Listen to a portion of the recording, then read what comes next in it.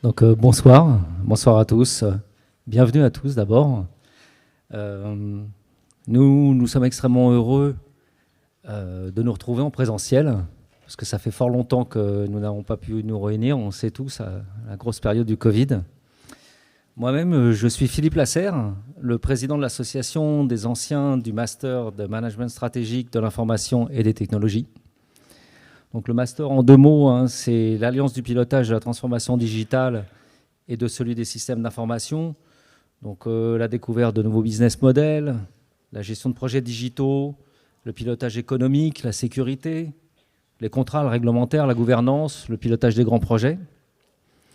Et pour proposer ce cursus unique et bicéphale, nous avions à l'origine de notre diplôme, il y a plus de 20 ans maintenant, deux écoles prestigieuses, les Mines de Paris et HEC. L'histoire faisant, il y a 2 ans, HEC a décidé de poursuivre une stratégie de recentrage et a mis fin à sa participation dans notre cursus. Mais l'histoire ne s'est pas arrêtée là.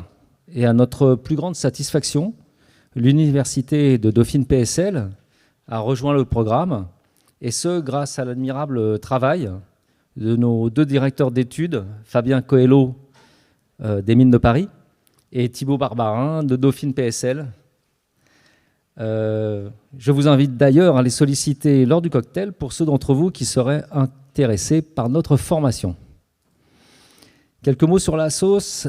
Notre asso d'alumni regroupe aujourd'hui plus de 900 professionnels, des DSI, cadres de l'industrie du numérique, chez des end-users ou chez des fournisseurs. Nous avons parmi nous beaucoup d'entrepreneurs, de nombreux indépendants hautement qualifiés. C'est donc un vaste vivier d'une très grande richesse de haut niveau.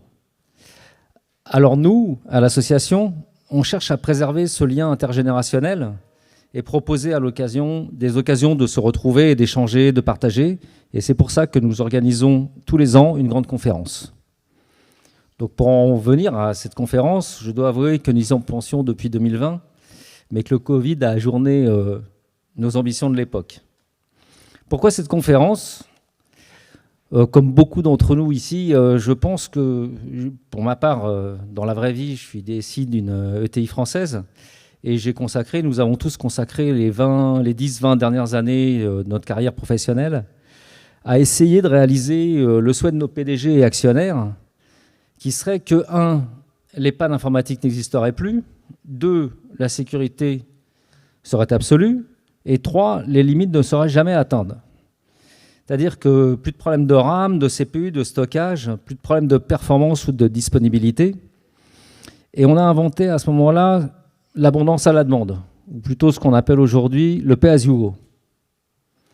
Et dans le même temps, on entend de plus en plus parler du réchauffement climatique, de la rareté des ressources, de l'émission de gaz à effet de serre. Et pour l'anecdote, au moment où on a décidé de relancer cette conférence, j'étais caché en télétravail dans mon pays natal à Biarritz. C'était au mois de décembre. Il faisait quand même 26 degrés. On surfait tous les jours, alors qu'à Miami, il neigeait. Et ce jour-là, Frédéric, ici présent, qui fait partie de la direction de l'association à mes côtés, m'appelle et me dit « Philippe, pour notre conférence annuelle, tu ne crois pas que notre idée de la sobriété numérique serait un bon sujet à relancer ?» Et je lui ai dit « Ouais, je crois, Frédéric, il est grand temps qu'on en parle. » Donc, je vais laisser la parole à Frédéric pour vous présenter notre conférence sobriété numérique. Je vous souhaite donc une bonne soirée, une excellente conférence, et je vous dis à tout à l'heure pour le cocktail.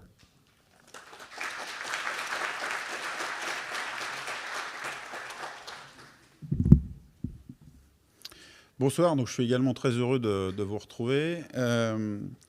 Effectivement, cette conférence, on s'est posé la question, puisqu'on l'avait pensée en 2019, bon, et puis 2020 est passé par là, et il se trouve qu'on s'est dit qu'il n'y avait aucune raison de l'abandonner.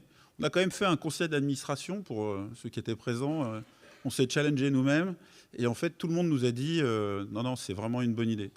Alors, c'est une si bonne idée que depuis 2005, j'avais participé à la première conférence. Vous êtes 265 inscrits. Alors, il y a toujours des gens qui ne viennent pas. Je ne sais pas combien on finira, mais il y a déjà beaucoup de monde. Et on n'a jamais eu autant d'inscrits. Donc, c'est que le sujet était sans doute bien choisi. Alors, ce sujet, en fait, il va être traité en plusieurs temps.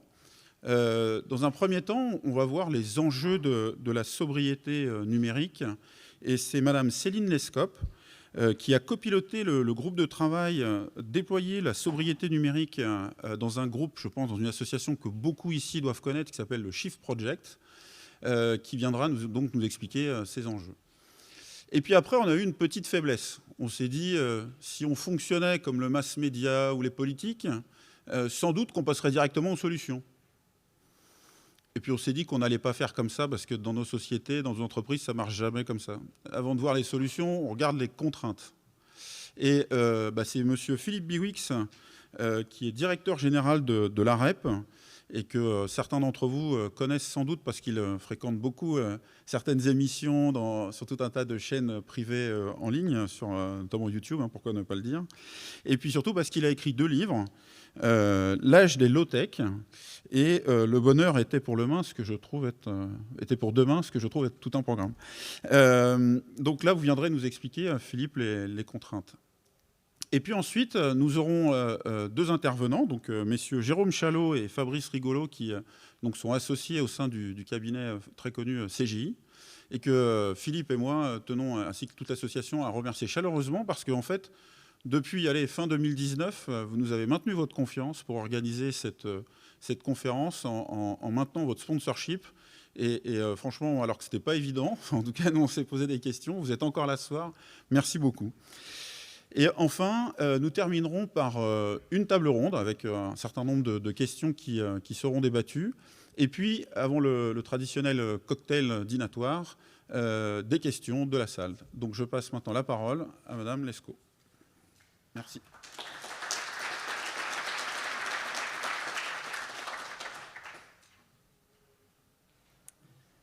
Bonsoir.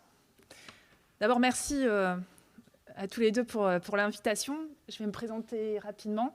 Donc moi, je suis Céline Lescope. Je suis ingénieure en informatique, diplômée en 96 de l'ENSIE. Je précise parce que je suis une fille, donc je n'ai pas forcément l'air d'un ingénieur en informatique. C'est important de bien le préciser.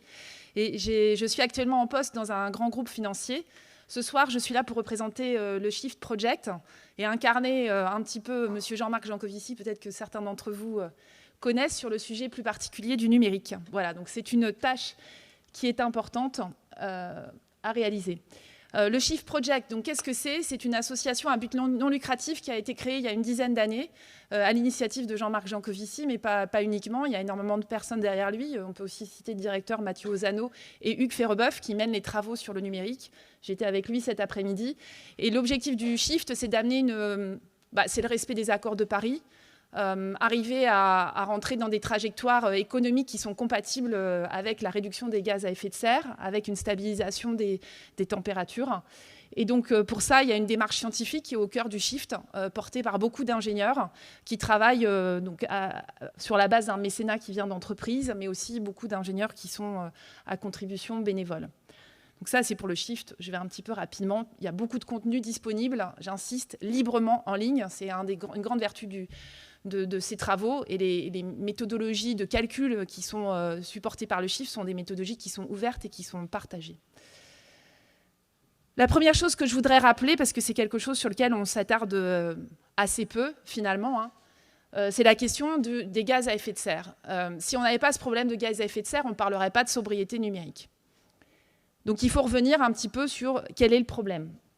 Vous avez 2 choses qui sont à l'écran tout de suite. Vous avez la concentration en CO2 dans l'atmosphère et les anomalies de température en moyenne qui augmentent de façon symétrique. Aujourd'hui, il y a un consensus scientifique qui n'est plus débattu sur la corrélation entre l'augmentation de ce CO2 et l'augmentation des températures moyennes. Vous le savez peut-être, quand on dit température moyenne, on parle donc de moyenne, on ne parle pas des pics. L'augmentation de la température moyenne va aussi aboutir à des pics, à des vagues de chaleur très fortes. On en a en ce moment, enfin on en avait la semaine dernière au Bangladesh, et puis on en a un petit peu en ce moment, parce que la température qu'on a tout de suite au mois de mai, ou celle qu'il y avait à Biarritz pendant le surf à Noël, était aussi une indication de cette augmentation de température. Donc il faut bien voir que cette histoire d'augmentation moyenne ne reflète pas ce qui se passe sur les continents, versus ce qui se passe dans la mer, le continent se réchauffant aussi plus que la mer, donc la température moyenne, comme on a beaucoup d'eau sur la Terre, ça c'est aussi bien refroidi par les océans. Bref, on a ce problème de CO2 qui vient des émissions de gaz à effet de serre, qui viennent du fait qu'on brûle des énergies fossiles qui sont le charbon, le gaz et le pétrole. Et pour arriver à stopper ça, il faut arriver à mettre sous contrôle ces émissions. Quelque chose aussi sur lequel qu'on n'a pas bien intégré dans nos schémas de pensée, ce sont les accords de Paris. On peut critiquer beaucoup les accords de Paris sur le fait qu'on n'arrive pas à engager l'action, etc. Mais les accords de Paris, c'est quand même quelque chose d'extraordinaire, où mondialement, il y a eu un consensus qui s'est établi sur le fait que dépasser 1,5 degré en termes de réchauffement global, ce n'était pas une bonne idée du tout. Consensus international là-dessus, de tous les pays. Alors les États-Unis sont repartis, sont revenus, mais globalement, le fait que dépasser 1,5 degré, c'est un problème, c'est quelque chose qui aujourd'hui n'est plus débattu. Donc consensus là-dessus et début de définition d'un budget carbone qui vient avec ce 1,5 degré, qui vient avec le 2 degrés et qui va se décliner de façon différente selon la société. Ce budget de carbone, ça veut dire quoi ? Les émissions de CO2 aujourd'hui dans le monde, je le fais vite, j'ai assez peu de temps pour vous rappeler tout ça, mais ce qu'il faut retenir, c'est que les émissions de gaz à effet de serre dans le monde, on a eu beau signer les accords de Paris, on a eu beau travailler le sujet depuis maintenant, depuis que je suis née, je pense qu'il y a des gens qui bossent là-dessus, je suis née en 73, les émissions de gaz à effet de serre dans le monde, elles augmentent. Donc le problème climatique, il n'est pas du tout sous contrôle. Donc dans les trajectoires, on est aujourd'hui, si on continue comme on est parti, on va très largement dépasser les 2 degrés. De combien il peut y avoir pas mal de débats selon les scénarios, mais vu la rapidité qu'on est en train d'observer en ce moment, on a quand même pas mal d'indices qui montrent que ça va être plutôt plus et plus tôt que moins. Donc on a vraiment un sérieux problème. Ça veut dire réduire les émissions de gaz à effet de serre. Donc c'était 5% par an à partir de 2018, c'est moins 7% à partir de 2021. Et plus on attend et plus finalement la pratique de la sobriété est mise tardivement en place dans le monde, et plus la ski slope, la piste de ski, comme on l'appelle souvent au shift, va devenir raide et quasiment infranchissable. L'autre chose qu'il faut savoir, parce que maintenant, ce soir, on est là pour parler du numérique, c'est que dans cette histoire, le secteur du numérique, qui est très souvent vanté comme étant un secteur qui va dématérialiser, qui va permettre, en gros, de réduire les émissions de gaz à effet de serre, quand on regarde son empreinte à lui, elle est déjà très significative. Elle se situe entre 3,5 et 4% des émissions de gaz à effet de serre mondiales, ce qui est, vous pouvez dire, c'est peut-être un petit pourcentage, mais être un pourcentage d'émissions de gaz à effet de serre, enfin même 1%, c'est déjà beaucoup dans ce gâteau. Mais le gros problème, c'est que ce 3,5-4%, il est dans une dynamique de croissance de 6% par an. Donc on est dans une dynamique de croissance exponentielle. Croissance exponentielle, je ne sais pas si vous vous souvenez, mais au moment du Covid, on a eu des dynamiques de contamination exponentielle. Quand on est dans des dynamiques exponentielles, quand on est ingénieur, qu'on regarde un peu la systémique des choses, les exponentielles, ça doit nous signaler des signaux d'alarme. C'est des choses auxquelles on doit faire très attention. Un système qui est dans une croissance exponentielle est un système qui, à un moment donné, va rencontrer un tipping point, il va rentrer en butée d'un certain nombre de contraintes physiques, et au moment où il rentre en butée de ces contraintes physiques, dans la mesure où il ne s'est pas préparé en fait, à les atteindre, il va rencontrer des grosses difficultés.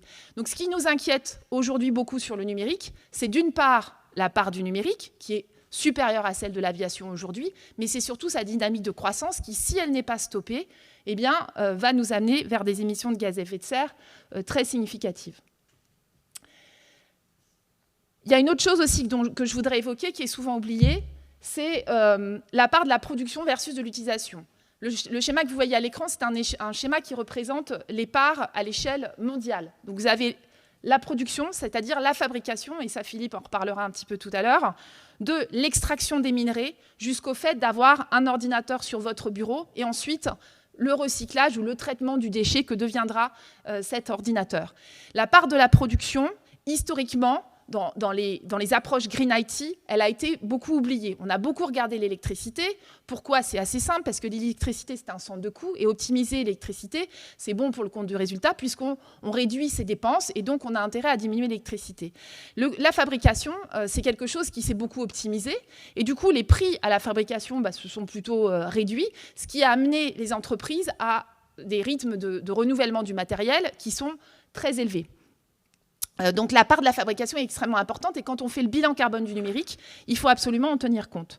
L'autre chose que vous voyez dans ce graphe, c'est la part des terminaux versus des serveurs. Quand on est une direction des systèmes d'information, souvent on se concentre beaucoup sur les serveurs et on considère que le poste de travail, le téléphone, etc., c'est des choses, c'est un peu des commodities, comme on dit en anglais, c'est des choses qu'on a tous et qui sont normales et qu'il est normal de renouveler. Et on ne se pose pas beaucoup de questions d'architecture sur ça. Quand on va travailler le bilan carbone numérique, il va falloir se préoccuper beaucoup du poste du travail parce qu'il a une très grosse matérialité. Il est réparti sur l'ensemble des employés de l'entreprise. Donc là, c'est un extrait des slides de Jean-Marc Jancovici qui a tous ses cours aux mines qui sont disponibles sur Internet. Si vous avez envie de creuser le sujet, je vous recommande vivement de les écouter. Ça s'écoute très bien. Vous voyez bien, enfin là, ça représente un petit peu tous les éléments finalement qui rentrent dans la chaîne de production d'un composant numérique, des tracteurs qu'il faut pour faire l'extraction minière, jusqu'au data center dont on a besoin. Je voudrais aussi revenir sur une petite chose. Vous allez, quand vous regardez la communication des grands acteurs du numérique, vous allez avoir une communication qui va vous dire il n'y a pas de problème, messieurs, dames, nous sommes en train de passer massivement sur des énergies renouvelables et donc l'impact environnemental du numérique que vous achetez chez nous, elle est très faible. Bon, les énergies renouvelables, quand on regarde le mix électrique mondial, c'est la petite part qui est tout en haut du schéma, c'est-à-dire que c'est très petit. Et ça n'est jamais venu, jusqu'à présent, sur une dynamique globale, remplacer les énergies fossiles. Aujourd'hui, l'électricité, en très grande majorité, il est produit avec des énergies fossiles, donc il émet des gaz à effet de serre. Donc toute politique qui vise à respecter les accords de Paris doit, 1, travailler à réduire sa consommation d'électricité, et 2, décarboner son électricité. Mais pas seulement décarboner l'électricité. Or, aujourd'hui, dans les stratégies qu'on voit, on est beaucoup sur la décarbonation de l'électricité, ce qui est quelque chose d'intéressant, mais qui n'est absolument pas suffisant pour arriver à décarboner le numérique.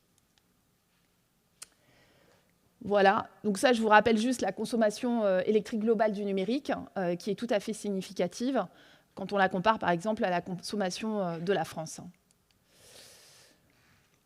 Je voudrais aussi revenir sur une chose. Vous allez me dire, voilà, Madame Lescope, elle est sympathique, elle s'inquiète pour l'environnement, etc.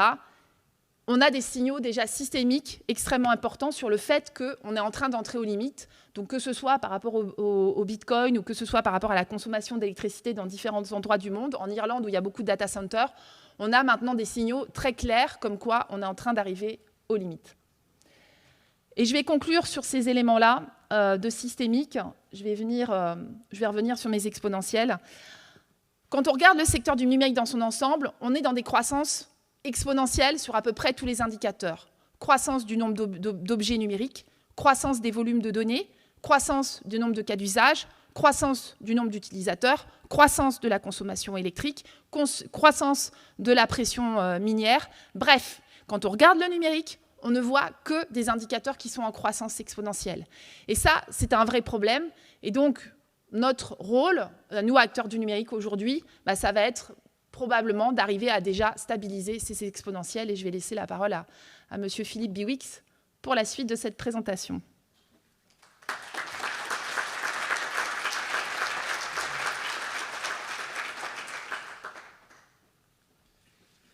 Merci beaucoup Céline. Moi, j'ai compris que j'étais le maillon faible, c'est ça? Non, c'est parce que je ne suis pas diplômé d'une quelconque école d'ingénieur spécialisée sur ces questions-là. Donc moi, je me suis intéressé à ce sujet en venant par les ressources, en fait, par la question des ressources minières. Et donc, je vais essayer de vous passionner comme je le suis sur ce sujet.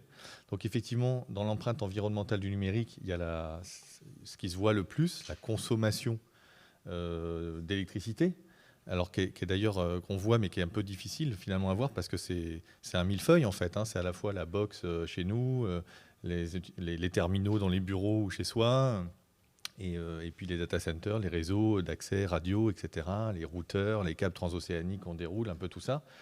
D'ailleurs, c'est difficile éventuellement d'attribuer tout au numérique parce qu'on pourrait se dire, moi j'ai un chauffage qui est régulé, qu'est-ce que ça veut dire ça? Je ne sais pas, Frédéric. Ah, j'ai un peu plus de temps, ouais, génial. Comme je ne suis pas au slide 1, tu t'inquiétais déjà. Ok. Alors, un peu plus de temps, cool. Je suis très verbeux parfois. Donc, Oui, qu'est-ce que j'ai? Oui, la box qui est chez moi, ou bien l'ordinateur que j'ai utilisé au bureau. Si je suis en hiver et que le chauffage est régulé, toute l'électricité va se transformer en chaleur fatale. Et donc, finalement, mon ordinateur, il va contribuer à chauffer ma maison. Et si j'étais en chauffage électrique à côté, finalement, est-ce qu'il faut que je l'attribue au chauffage ou au numérique, quoi. Et à l'inverse, si je suis dans une voiture de TGV en plein mois de juillet ou en ce moment, avec 45 personnes qui sont tous en train de regarder Netflix avec le Wi-Fi et l'ordinateur qui chauffe et qu'il faut que je climatise la voiture TGV, en fait, j'ai double peine. Il faut non seulement la chaleur fatale va être perdue, il faut que je l'attribue au numérique, toute l'électricité, j'attribue au numérique, et en plus, je dois climatiser comme je climatise les data centers quelque part. Donc en fait, l'empreinte environnementale numérique, même pour l'électricité, elle est très complexe. Mais il y en a une autre qui est un peu plus cachée, c'est effectivement l'empreinte environnementale de la question des ressources, donc de la fabrication. Alors c'est très difficile, c'est encore plus difficile parce qu'on n'a pas des analyses de cycle de vie pour l'ensemble de tous les composants miniaturisés très complexes qui rentrent dans un ordinateur, dans un serveur de data center ou dans un téléphone. Mais il y a une réalité qu'on va essayer d'approcher ensemble très rapidement. Alors je commence avec un truc pas sympa qui est donc la table de Mendeleïev. Mon fils m'a dit que c'était encore au programme de seconde. Pour l'instant, mais même en fait, je crois que ça va rester au programme de lycée, rassurons-nous. Donc voilà, qui est en fait une manière très pratique de classer cette soixantaine de métaux différents et même de composants. Il n'y a pas forcément que des métaux, mais qui vont rentrer dans la fabrication de tous ces petits joujoux numériques sympathiques. Alors on va trouver quoi? Typiquement, assez classiquement, du cuivre, de l'argent.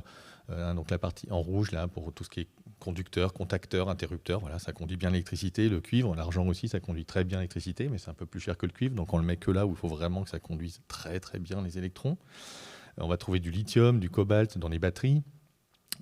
Pour le coup, dans les batteries du numérique, du petit numérique, le cobalt est assez indispensable. Dans les voitures, on arrive un peu à s'en passer, on commence à essayer de s'en passer. Mais pour des questions de cycle, de nombre de charges, décharges, de durée de chargement, etc., on aime bien le cobalt dans les batteries du petit numérique. On va trouver de l'étain dans la soudure. Si vous n'avez plus d'étain, vous ne pouvez pas faire de soudure électronique, de brasure électronique, en fait, comme la soudure du plombier. Des petits points gris. On va trouver des terres rares. Alors là, je ne les ai pas mis en couleur, mais c'est dommage. Ça sert à faire des couleurs. Là, donc les terres rares qui ne sont pas rares, qui ne sont pas des... pas confondre avec la logique de métaux rares, donc, qui vont servir à faire des luminophores, qui vont nous envoyer les couleurs bleues, vertes, rouges, etc. Donc du terbium, de l'yttrium, du gadolinium. Bon, je ne vais pas vous embêter avec tout ça. On trouve du tantal dans les microcondensateurs, beaucoup de trucs dans l'optoélectronique. L'indium, par exemple, l'oxyde d'indium éteint, c'est le seul produit transparent et conducteur qu'on a trouvé. Donc quand vous avez un écran tactile, il y a de l'étain et de l'indium dedans, parce que ça permet de détecter que votre doigt va effectivement toucher, faire contact, etc., etc. On trouve du palladium dans les condensateurs, dans les connecteurs. C'est assez rigolo, parce que le palladium, le grand producteur de palladium, le plus grand conducteur, c'est la Russie. Donc on verra si ça va donner quelque chose dans les chaînes de valeur. Je ne sais pas s'il y a des sanctions sur le trafic, le commerce de palladium. On verra. C'est dans les mines de platine, de nickel qu'on trouve ça. Donc voilà, donc c'est tout un terrain de jeu en fait, avec dans un simple smartphone, une quarantaine de métaux différents. Alors des fois c'est en quelques grammes, quelques centaines de milligrammes, quelques milligrammes parfois, peut-être même moins. Et donc dans un objet qui va être très complexe, et on va aller mobiliser toutes ces ressources qui viennent de plein de pays différents pour les mettre dans un objet qui va souvent durer pas très longtemps. Je vais y revenir. Alors la fabrication, ça va consommer de l'énergie, et puis ça va aussi pas forcément être très très propre. Alors là, je vous ai pris juste un exemple parce que je ne peux pas vous faire, d'ailleurs je serais totalement incompétent, la fabrication de tous les objets différents. J'ai juste pris l'exemple du silicium métal, en fait, de ce qui sert à faire les microprocesseurs, qui est l'objet un peu emblématique dans lequel il y a de l'or aussi. 10% de l'or va dans les microprocesseurs dans le monde. Donc emblématique, c'est le transistor, c'est l'objet manufacturé le plus, en plus grand nombre sur Terre. Alors j'ai des chiffres qu'il y a de quelques années, et puis la croissance exponentielle a dû parler depuis, mais il y a 4-5 ans, on en produisait 8000 milliards par seconde, donc de transistors. Alors je triche un peu, parce qu'évidemment, on les grave en fait sur des microprocesseurs. Donc chaque année, c'est pas très difficile, vous avez plusieurs millions de plusieurs millions de transistors dans les puces standards, hein, donc fois quelques milliards d'objets électroniques, c'est pas très difficile d'atteindre ça. Donc c'est l'objet le plus manufacturé sur Terre et ça va le rester longtemps. Il paraît qu'il y en a autant que des grains de riz ou des grains de blé, il faudra vérifier. Donc ça fait à peu près, c'est de l'ordre de un peu plus de 10 puissance 21 par an. Hein, donc 10 puissance 21, ça fait, je sais pas, 1000 milliards, 2 milliards, un truc comme ça. C'est à peu près 10 fois moins que le nombre d'étoiles dans la galaxie. Voilà, c'est ce qu'on fabrique comme transistor chaque année. Donc j'ai pris cet objet emblématique. Alors comment on fait un transistor? Eh bien, en fait, il faut d'abord du silicium métal. Alors, on va récupérer du SiO2. En fait, ça s'appelle du quartz. On ne va pas le ramasser sur la plage, mais il y en a beaucoup. On va aller dans des endroits qui sont quand même plus sympathiques avec du quartz bien pur. Et puis on va réduire ce quartz, c'est-à-dire enlever le O2. Et pour ça, il faut accrocher, en fait, c'est assez standard. On fait ça aussi avec le fer, avec plein de trucs, avec l'aluminium. On va enlever le C, là, le carbone, et on va en faire un CO, plutôt un CO2 d'ailleurs à terme.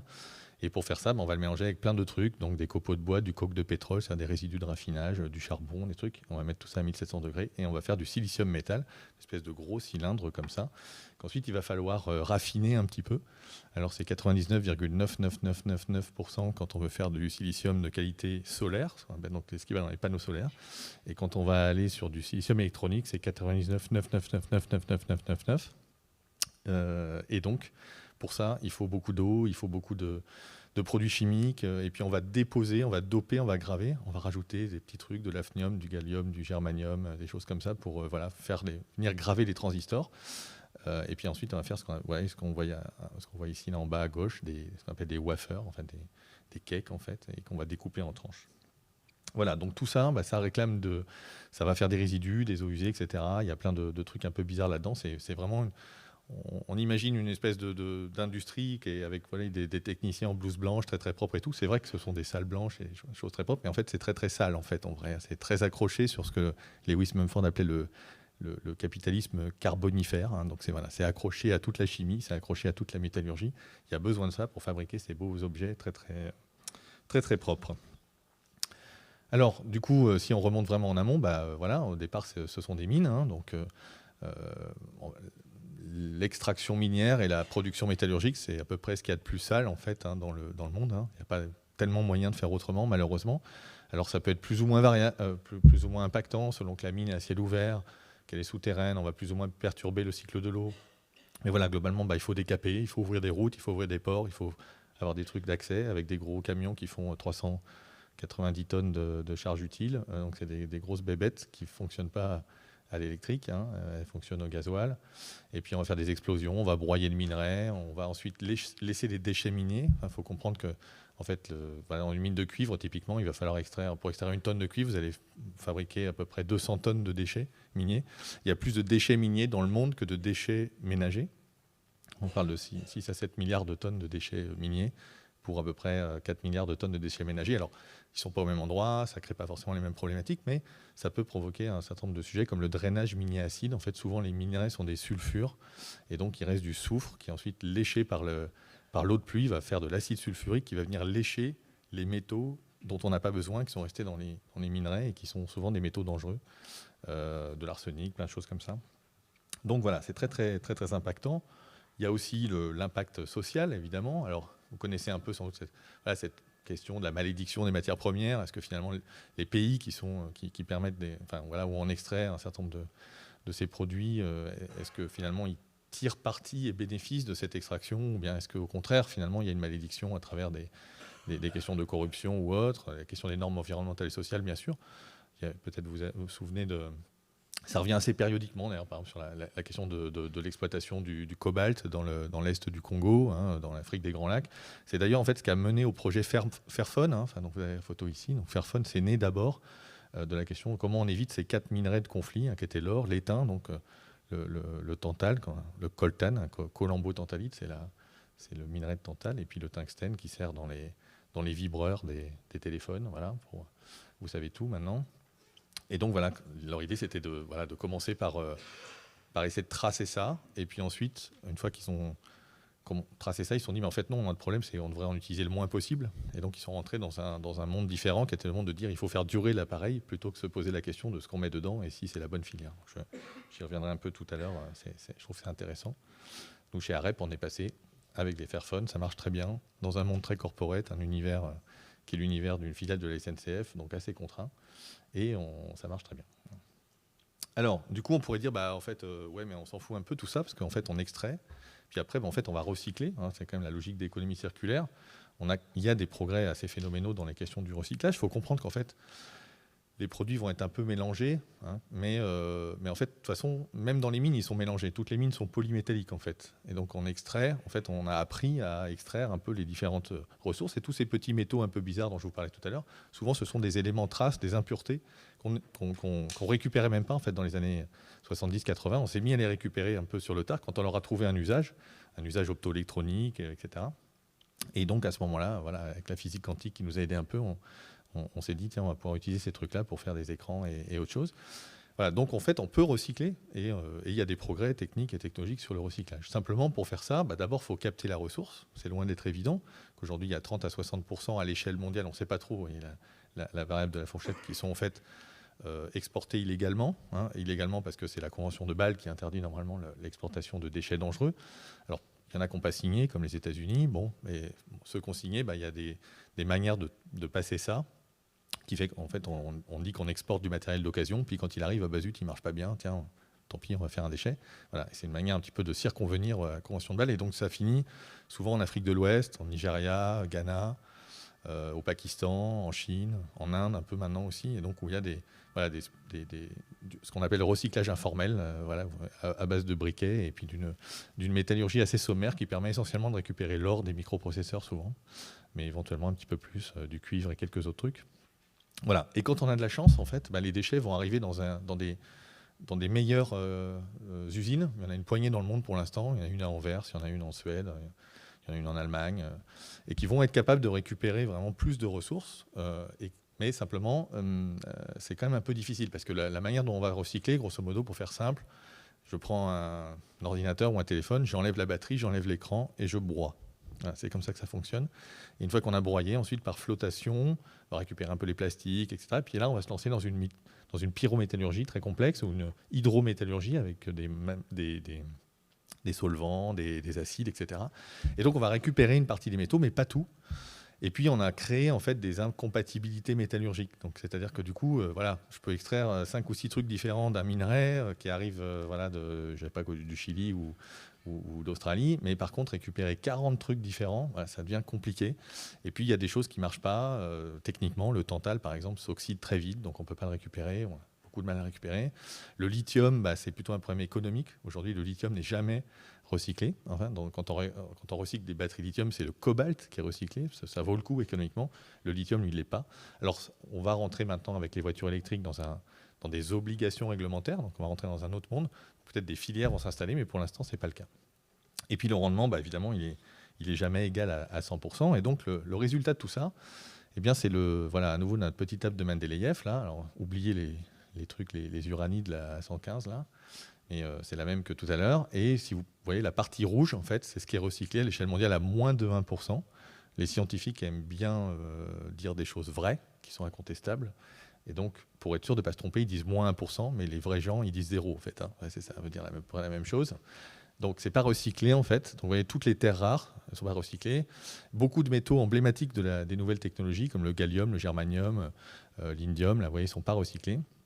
Le tantal, on en parlait tout à l'heure. Voilà, tout ça, c'est pas recyclé. C'est pas recyclé parce qu'il y a une diversité d'usages, que ça part dans plein de filières différentes, que ça part avec des usages quasiment dispersifs, vous voyez, quelques milligrammes par-ci, par-là dans un écran. Et en fait, à la fin, on ne sait pas quoi faire de tout ce bazar. Donc, c'est beaucoup plus difficile que recycler le plomb, par exemple. Le plomb, c'est dans les batteries de voitures. C'est quasiment plus que dans les batteries de voitures. On ne l'utilise plus dans les peintures, tout ça. Donc, je récupère les batteries de voitures. On ne les jette plus sur les bords des routes maintenant. Enfin, en tout cas, en Europe ou même dans beaucoup de pays. Et donc, c'est recyclé à 99%. Super, pas de problème. Et là, vous voyez, on est sur des trucs qui sont plus complexes. Donc, on est vraiment dans un monde qui est un monde du jetable, quoi.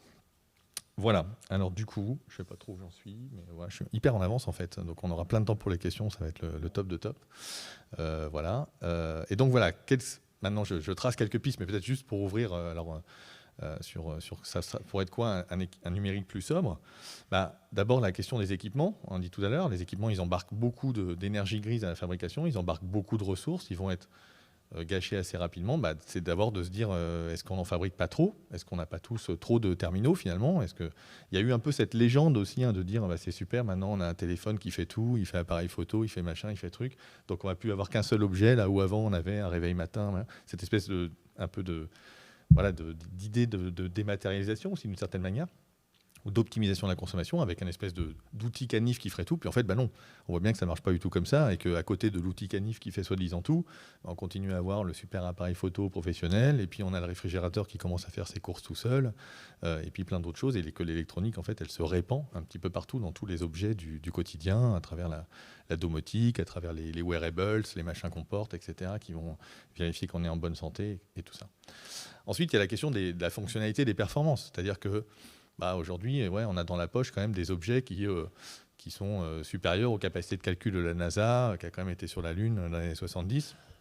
On a des trucs qui sont quand même très, très efficaces, et sont trop efficaces, et avec des performances, des fonctionnalités qui sont hallucinantes, où effectivement, est-ce qu'on a vraiment besoin de tout ça, de plusieurs appareils photo à l'intérieur, de plusieurs microprocesseurs, de plusieurs micros pour effacer le bruit d'ambiance. Il y a si vous faites la liste des équipements d'un smartphone aujourd'hui, vous avez même un gyroscope à 3 axes pour pouvoir jouer aux jeux vidéo, vous avez une station météorologique complète, hygromètre, thermomètre, etc.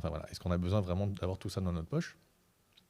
Alors ensuite, évidemment, la question de la durée de vie, je vous parlais du Fairphone tout à l'heure, donc le meilleur téléphone, c'est celui qu'on n'achète pas, c'est celui qu'on a déjà, en fait, quel qu'il soit. Et donc, comment est-ce qu'on peut améliorer sa durée de vie, sa réparabilité, sa modularité, la compatibilité évidemment, entre générations, et puis aller aussi vers des systèmes d'exploitation plus lean. Aujourd'hui, si vous prenez les Fairphone, leur problème numéro 1, en fait, c'est lutter contre l'obsolescence systémique entre le logiciel et le hardware, en fait. C'est-à-dire que le hardware, il est capable de tenir, mais par contre, les apps qu'il faut charger, etc., et les puces des uns et des autres, fait que, on développe aujourd'hui des choses qui ne sont pas prévues pour la génération de puces précédentes, et donc ils sont obligés d'essayer de composer avec ça. C'est très, très complexe. Alors après, il y a la question des infrastructures. Donc dans l'infrastructure, on pourrait dire il y a les data centers et puis les réseaux.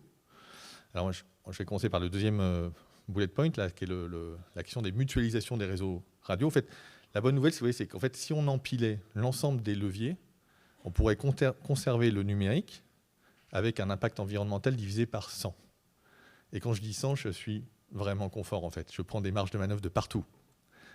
Alors, après, on ne va pas le faire. C'est ça la mauvaise nouvelle, on dira. Mais je vais vous prendre un exemple sur les réseaux d'accès radio. Pourquoi est-ce qu'on a 4 opérateurs télécoms qui crachent avec des antennes pour être capables de nous recevoir? Moi, chez moi, j'ai qu'un seul fil électrique qui arrive pour m'amener l'électricité. J'ai qu'un seul tuyau d'eau qui arrive.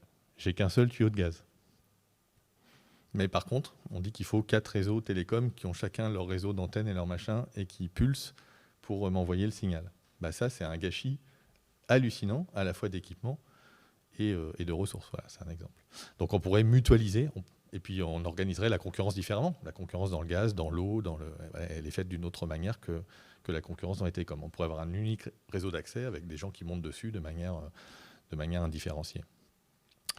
On peut imaginer de plus décentraliser, de plus localiser. Alors ça, c'est toute la question du edge. Je sais que ça permet de réduire le temps de latence et ça se rapproche des consommateurs. Il y a des choses là-dessus qui permettraient peut-être de récupérer une partie de la chaleur fatale, une partie du temps. Il y a quelques expérimentations là-dessus, c'est pas facile. Il faut comprendre qu'en fait, aujourd'hui, la dictature du temps réel, la dictature de la vitesse à laquelle on doit accéder à tel ou tel site, en fait, elle crée du trafic en fait en tant que tel. C'est-à-dire qu'en permanence, il y a des trucs qui se doublonnent dans différents data centers aux États-Unis, etc. Votre boîte mail, en fait, elle est triplée ou quadruplée à l'échelle mondiale parce que comme ça, on est sûr que vous avez un temps de latence qui ne sera pas plus grand en Australie qu'aux États-Unis, ce qui est quand même pas très utile en ce moment, en tout cas. Voilà. Donc c'est ce monde-là dans lequel on est. La question de la mobilité. Qu'est-ce qu'on doit télécharger en situation de mobilité et qu'est-ce qu'on doit télécharger en situation câblée? Donc il n'y a pas si longtemps que ça, on se câblait au bureau quelque part ou à la maison, et puis en situation de mobilité, ça allait pas très vite, on téléchargeait pas grand-chose. Aujourd'hui, finalement, on se retrouve avec potentiellement des réseaux qui permettent de faire de la réalité virtuelle ou de la réalité augmentée à 300 km/h dans un TGV. Est-ce que c'est vraiment quelque chose de très utile? Voilà, la question peut se poser. Et puis la question des données elles-mêmes, la quantité de données. Donc il y a la question de l'éco-conception des logiciels, l'éco-conception des pages web, la question du type de support, la question des formats des vidéos. Je veux dire, voilà, vous pouvez podcaster et pas ramasser tout en HD. Aujourd'hui, on est passé à des formats de vidéo qui à moins de le projeter sur un écran grand comme ça, en nombre de pixels par centimètre carré, en nombre de couleurs, en nombre d'images par seconde, dépasse l'entendement du cerveau et de l'œil humain. D'accord ? Donc ça ne sert à rien, en fait, la vidéo 8K, vous ne pouvez pas détecter la différence sur un écran de taille normale. Voilà. Et puis les questions aussi de modèle économique du web, puisque à chaque fois que vous visitez un site gratuit, il va déclencher 40 ou 50 sites à gauche et à droite pour vous envoyer une publicité furieusement géolocalisée et personnalisée. Donc ça pose aussi des questions, ça génère aussi du trafic. Voilà quelques pistes. Alors je sais qu'elles ne sont pas toutes mobilisables au niveau de l'entreprise, bien sûr, hein. Il y en a qui sont systémiques, il y en a qui sont peut-être réglementaires, il y en a qui demanderaient une évolution de la puissance publique pour s'inscrire dans une stratégie nationale bas carbone digne de ce nom. Voilà, il y a des choses qui en plus sont peut-être à l'échelle mondiale, c'est-à-dire que si on veut faire une taxe sur les data centers en disant ah là c'est affreusement polluant, peut-être que le lendemain ils vont partir à l'autre bout du monde avec des pays qui seront plus où l'électricité sera encore plus carbonée, donc c'est pas forcément une bonne idée. Par contre, typiquement la question des réseaux d'accès, la question d'un certain nombre d'aspects normatifs pourrait être tout à fait mobilisée, quoi. Voilà, je vous propose de passer la parole à des gens encore plus ancrés dans le réel, plus ancrés dans le réel peut-être. Merci beaucoup. Ah oui. Non, j'ai raté un truc. Ah. Oui, alors, et dernier truc, c'est de faire preuve de techno-discernement ou de discernement technologique, c'est-à-dire d'utiliser ces précieuses ressources qu'on va gâcher quoi qu'il arrive. On va gâcher des ressources quoi qu'il arrive. Quand vous avez un truc dans la poche, c'est fini, c'est sorti pour toujours et ça ne sera jamais récupéré. Ça ne sera jamais utilisable par le dentiste des années 2200. Ça sera perdu parce qu'on ne pourra pas techniquement le récupérer. Ça pose la question de à quoi on utilise ces précieuses ressources, quoi. Donc vive la radio numérique chez le dentiste, mais là peut-être que le métavers, il faut se poser des questions, quoi. Voilà. Donc c'est un cas réel, hein, la petite vache là, c'est en train d'être expérimenté. Voilà. Alors non, c'est une blague parce que celui de droite c'est une blague, c'est un poulet, c'est un professeur de design de l'Iowa. L'Iowa c'est un grand pays du poulet, hein, c'est la Corn Belt. C'est des poulets qui ont l'impression d'être dans le Gers tout en étant en batterie et du coup ils sont moins stressés, la viande est plus tendre. Mais ça n'a pas été produit, ça n'a pas été réalisé en fait sur les poulets. Par contre, c'est expérimenté aujourd'hui sur les vaches. Et puis il y a un monsieur qui s'appelle Zuckerberg qui s'apprête à l'expérimenter à coups de milliers d'ingénieurs sur les êtres humains. Voilà, merci.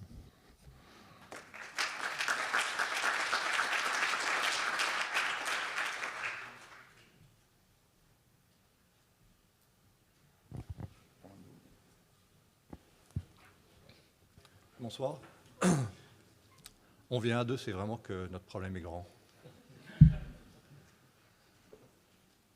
Alors, on vous parle de CGI, qui est notre entreprise, simplement pour vous situer notre problématique, justement, par rapport à ce sujet-là.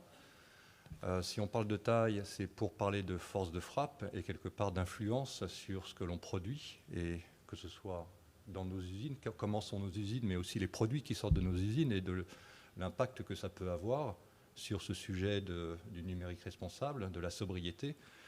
Et finalement, pour vous dire que bien qu'on ait un certain nombre de démarches depuis des dizaines d'années sur des certifications, finalement, ce n'est pas forcément suffisant pour s'assurer de prendre bien en compte, de bien réfléchir à ce que devraient être nos responsabilités. Et je pense que c'est la partie la plus importante de notre problématique.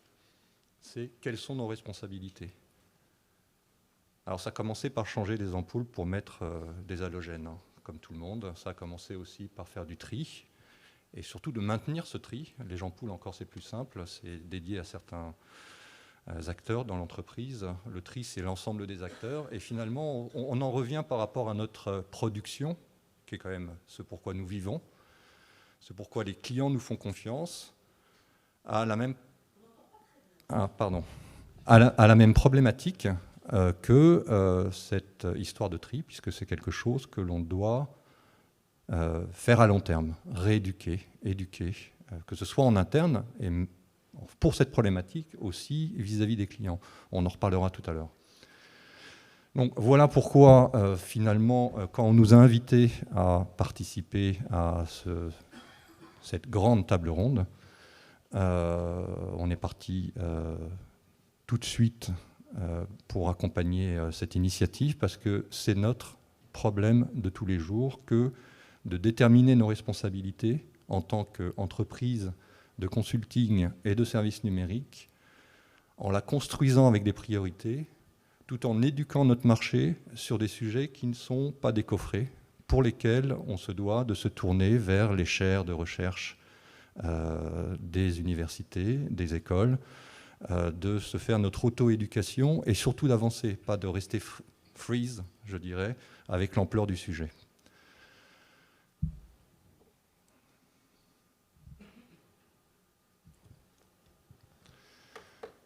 Notre chance, c'est d'avoir une entreprise qui a compris sa responsabilité, au moins de réflexion sur sa responsabilité, et qui a positionné dans ses axes stratégiques d'entreprise, il n'y en a pas beaucoup, il y en a 6, mais parmi ces 6, il y a cette responsabilité sur la réflexion sociale, environnementale, sociétale que doit avoir l'entreprise. Et ce n'était pas non plus gagné d'avance par le fait que ces initiatives sont venues de la part des parties européennes de cette entreprise, et on a dû prêcher à un niveau nord-américain pour arriver à ce que ça devienne une valeur de l'entreprise, une fois que cette valeur était instituée, que ça fasse partie de notre référentiel de manière d'être, de manière de se conduire, de construire, de dialoguer avec le client. Donc en fait, de notre valeur de tous les jours, une de nos valeurs de tous les jours. Une fois que ça a été fait, il y a 3-4 ans, quand bien même le certificat 14001, on était une des premières ESN françaises à l'avoir pour l'ensemble de ces sites, comme quoi il y a un décalage, ça a permis de construire ensemble, pour l'ensemble des sites CJ à travers le monde, une vision commune sur quels seraient les piliers à mettre en œuvre pour s'assurer, peut-être pas de mettre tout en œuvre du premier coup à T0, mais au moins de s'assurer que la largeur de ce que devrait être cette responsabilité est vraiment prise en compte par l'ensemble des facettes sur lesquelles on va s'efforcer de travailler et de mettre en œuvre notre amélioration continue pour s'assurer de jour après jour, année après année, aller dans la bonne direction, en se nourrissant, bien sûr, en continuant à se nourrir avec ce que nos parties prenantes internes ou externes nous apportaient pour se consolider. Et ce, donc, décliné sur 3 parties, une partie climat, une autre partie talent, et là on va parler plutôt d'inclusion, de diversité, d'équité aussi, et une partie communauté où on va rentrer de façon assez large, pas simplement dans la problématique ou plutôt l'axe de travailler avec nos compétences en pro bono, ce serait presque trop simple, mais peut-être aussi d'être un marqueur, un acteur qui marque l'ouverture ou le changement de paradigme pour que ce travail avec les communautés s'inscrive main dans la main avec ce qu'historiquement on appelle nos clients. Clients pour qui on fournit des prestations ou des services et des produits qui se doivent de les aider eux-mêmes à atteindre leurs objectifs dans ces sujets-là. Et là, il y a une part importante de notre responsabilité et quelque part de notre prêche dans ce changement de paradigme, de la relation client-fournisseur dans laquelle nous sommes habitués d'être depuis des décennies et des décennies en tant qu'entreprise d'ingénieurs répondant à des appels d'offres et voulant gagner des marchés, et si on y réfléchissait ensemble. Et si on y réfléchissait ensemble, finalement, nous amène à et si nous trouvions des axes, des bras de levier de se renforcer au niveau de nos actions en équipe commune vis-à-vis de nos communautés. Alors on est loin de si tous les gars du monde, on est simplement proche de parler de ce genre de sujet, échanger sur nos problématiques et nourrir une réflexion dans ce que j'appelais tout à l'heure un monde en décoffrage, c'est-à-dire où on n'a pas la science infuse, mais quelque part où des réflexions communes sur les mêmes genres de problématiques nous amènent peut-être, en tant qu'entreprise, à réellement implémenter dans le dur ces 3 axes sur lesquels nous devons d'agir dans nos responsabilités d'entreprise. Je vais laisser Jérôme travailler plus en détail sur ce que ça veut dire au niveau du numérique responsable et de la transition vers plus de numérique svelte. Vas-y. Oula, pardon. Merci. Voilà, donc comme Fabrice est plus grand que moi, voilà. Voilà, donc comme Fabrice l'a dit, aujourd'hui les politiques environnementales des acteurs du numérique ont évolué. Alors on a beaucoup entendu parler de neutralité carbone annoncée avant même les accords de Paris, etc. Voilà, donc là j'ai envie de dire que c'est un peu la partie la plus simple, entre guillemets. Donc travailler sur l'énergie de nos bâtiments, etc. Et aujourd'hui on a clairement une évolution avec le traitement de tout les scopes des émissions de CO2, même si aujourd'hui la réglementation n'est pas encore suffisamment forte sur ces sujets-là, on se doit aujourd'hui de traiter l'ensemble des émissions de CO2. Donc que ce soit déjà au point de vue de l'usine, comme l'a dit Fabrice, donc l'organisation verte entre guillemets, de vraiment travailler vraiment sur comment, dans quel environnement les produits et services vont être développés. Le deuxième point, ce qu'on a appelé, nous, le numérique responsable, ça va être de travailler vraiment sur la réduction de l'impact des produits et services que l'on va déployer chez nos clients et nos partenaires. Voilà, comme on l'a vu tout à l'heure, on parle bien évidemment de la consommation d'énergie, mais ça va être également comment limiter la consommation de ressources IT. On parle d'obsolescence, d'avoir des fonctionnalités, des produits avec des fonctionnalités qui vont vraiment répondre à un besoin et de ne pas s'assurer qu'on va déployer des solutions pour des demandes clients qui ne répondraient pas à un réel besoin métier. Et le troisième aspect, ça va être comment le numérique va pouvoir aider la réduction des impacts liés à un impact métier. Et là, on l'a vu tout à l'heure. Aujourd'hui, on le voit, l'impact du numérique est grandissant. On se doit de réfléchir à comment déployer cette solution et s'assurer qu'en fait, la solution qu'on va déployer aura un réel impact sur l'environnement. Et aujourd'hui, on se doit d'avoir une vision sur l'ensemble du cycle de vie et de pouvoir comparer une solution numérique qui a pour vocation de réduire les impacts d'un métier par rapport à l'impact précédent.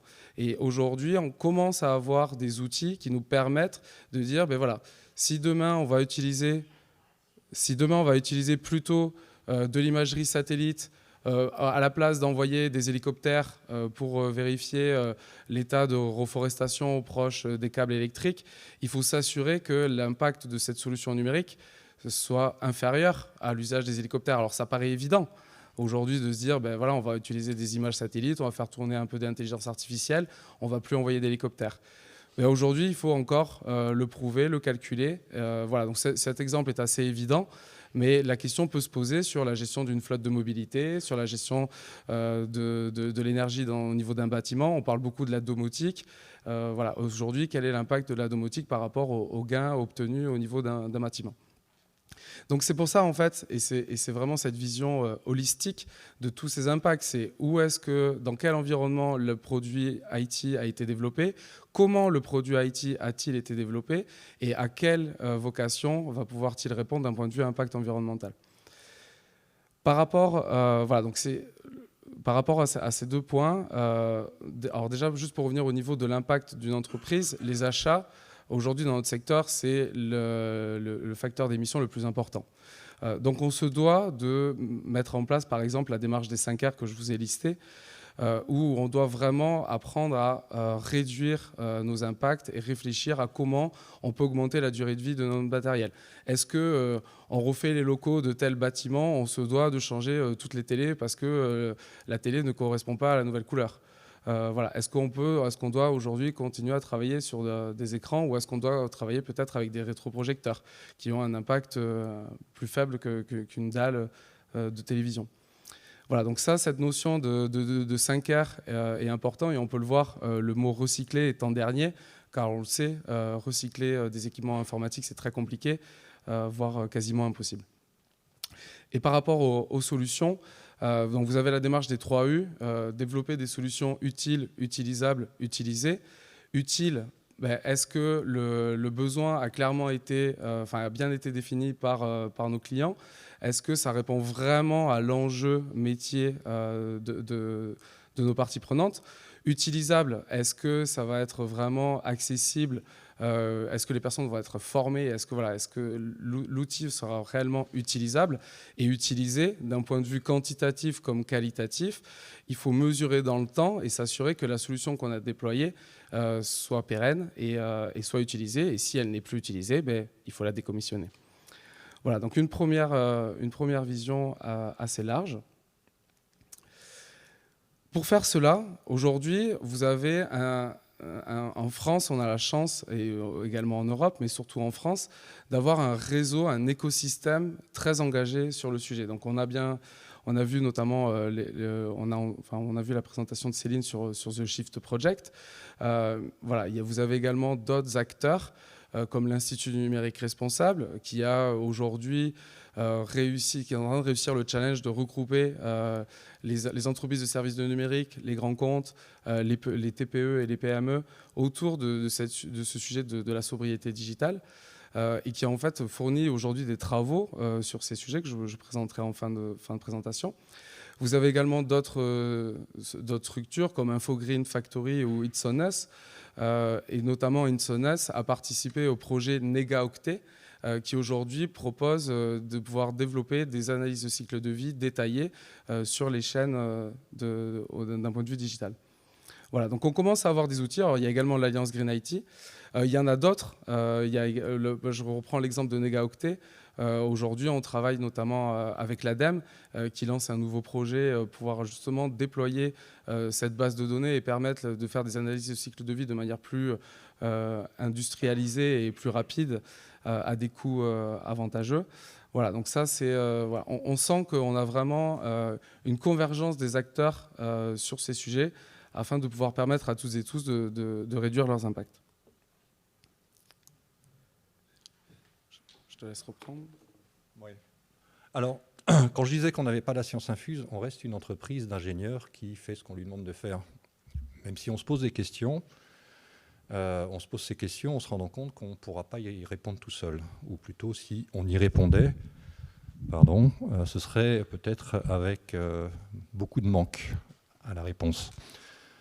Très tôt, donc, on s'est entouré d'un écosystème, comme vient de le présenter Jérôme, mais on s'est aussi allié, je dirais, sur des axes de réflexion. On apprend en marchant, on essaye de travailler sur ces axes qui ne sont pas simplement techniques, mais qui sont aussi sociologiques, philosophiques, qui nous dépassent, avec des parties prenantes externes, entre autres des centres de recherche, comme la chaire Godintech avec l'IMTSB, donc Institut Mines Télécom et Sciences Po.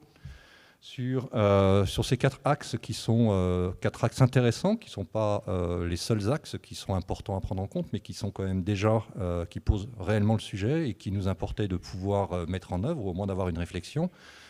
On voulait y apporter notre contribution d'industriel, puisque ça reste des chaires de recherche, et donc finalement, a priori, décorrélées de solutions arrêtées, mais ancrées normalement dans une problématique qui se pose bien, que ce soit sur l'innovation dans le numérique responsable, que ce soit sur donc les référentiels.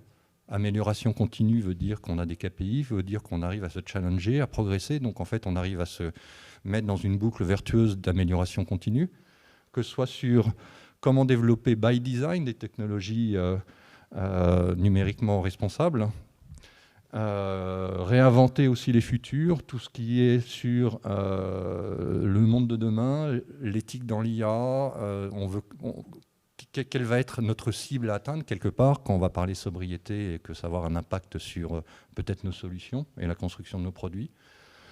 Et tout ce qui a trait avec la gouvernance de tout ça, la gouvernance à tous les échelles. On a parlé de la France, de l'Europe qui était un peu en avance.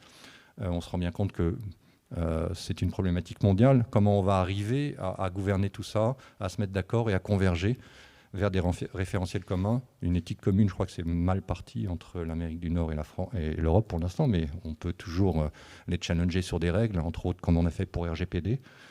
Voilà. Et donc de réfléchir, accompagné par des personnes qui nous aident à poser les problèmes.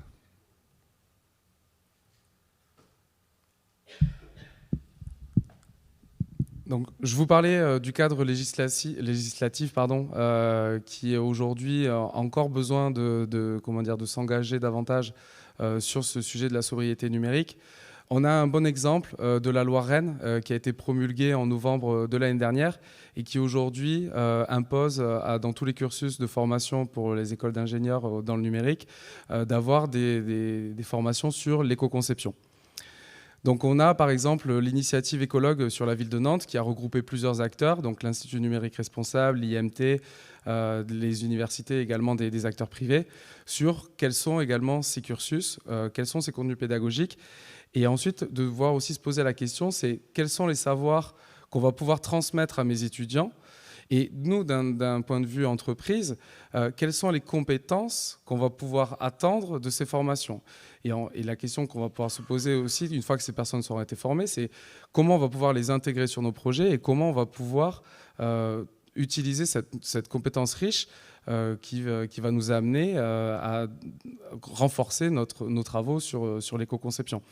Voilà, donc ça c'est un exemple très concret de l'évolution de la loi. Qui va plutôt dans le bon sens. Alors après, est-ce que c'est suffisamment rapide ou pas ? Ça, le futur nous le dira, l'avenir nous le dira. Voilà, donc là, aujourd'hui, vous avez plusieurs travaux qui vous permettent de travailler sur ces contenus pédagogiques avec différentes orientations métiers en fonction des différentes thématiques, parce que forcément, l'éco-conception n'est pas la même quand vous êtes dans l'IoT, dans du designer UX, etc. Et c'est la convergence de ces forces-là, de ces compétences, qui va nous permettre d'avoir une solution éco-conçue de A à Z. Et on terminera sur ces derniers référentiels. Alors, on vous en a listé 3 qui ont été proposés ces derniers mois, ces dernières années, suite à des différents travaux, différents groupes de travail regroupant acteurs publics et acteurs privés. Vous avez notamment l'AFNOR qui vient de publier il n'y a même pas 2 semaines, donc c'est vraiment tout frais.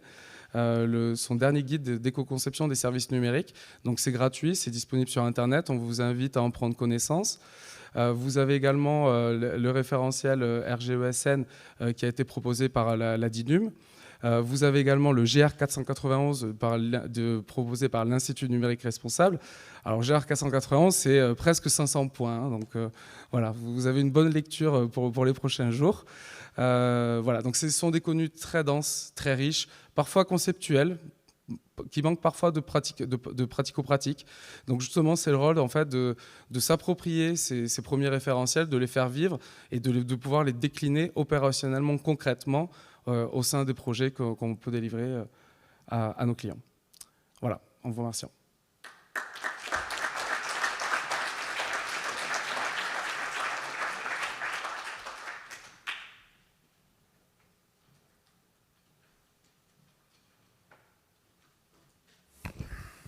Donc, merci beaucoup pour vos interventions. Donc, pour passer à la table ronde et avant de prendre les questions de la salle, je voulais un petit peu faire un double clin d'œil. Un clin d'œil à Mme Lescope, parce que je sais que vous êtes restreinte par rapport à notre préparation, et un clin d'œil à M. Jancovici qu'on a déjà cité. Et alors, je suis venu avec... Voilà.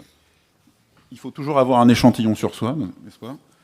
Est-ce que ça, c'était quelque chose dont vous vouliez parler ?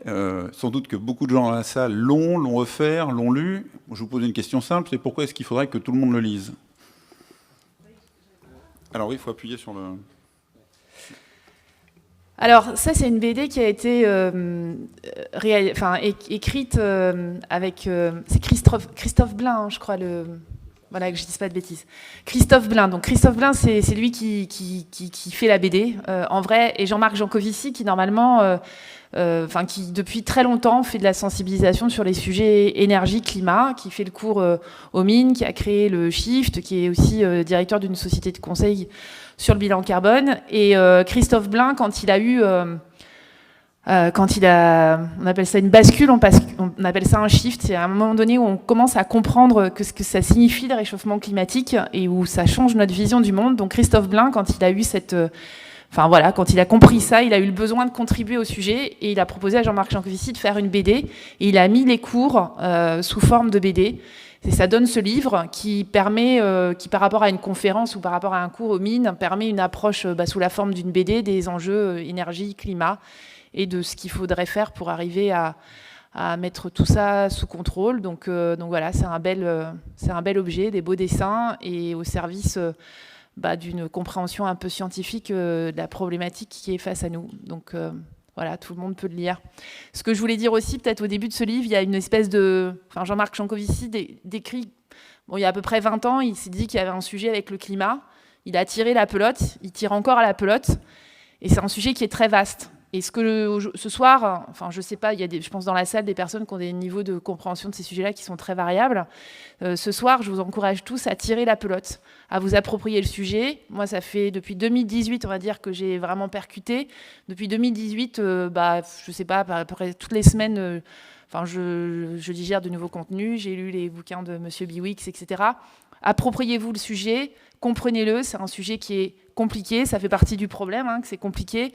Et il faut passer du temps à le comprendre pour se faire sa propre conviction et arriver chacun à s'approprier le sujet et ce qu'on peut faire, puisque la solution, elle est à la fois globale et individuelle. Il faut bien arriver à se positionner dans le contexte global pour arriver à agir individuellement. Donc ce qu'on vous a dit ce soir, le prenez pas forcément pour argent comptant, creusez-le. En le creusant, vous allez voir à peu près comme toutes les personnes qui se penchent sur le sujet que c'est encore plus difficile et plus grave finalement que ce qu'on a pu vous dire ce soir, puisque la situation, je vais réinsister lourdement là-dessus, mais il faut vraiment, vraiment qu'on progresse très très vite sur la compréhension du problème et sur notre adaptation face à cette crise qui va être très très significative. Alors du coup, je rebondis sur ce que vous venez de dire. On comprend bien qu'il y a un enjeu de formation. Avant de vous poser une question sur ce que vous pourriez justement nous expliquer là-dessus, je voudrais faire tout de suite de la promotion pour ça et me tourner vers Thibaut et Fabien. Vous comprenez qu'il faut que vous prévoyez un cours sur la maîtrise de ces enjeux-là au sein du master. Je pense que c'est inévitable, y compris au sein de Dauphine au début. Je ne sais pas si c'est déjà le cas, mais il faut y réfléchir, monsieur.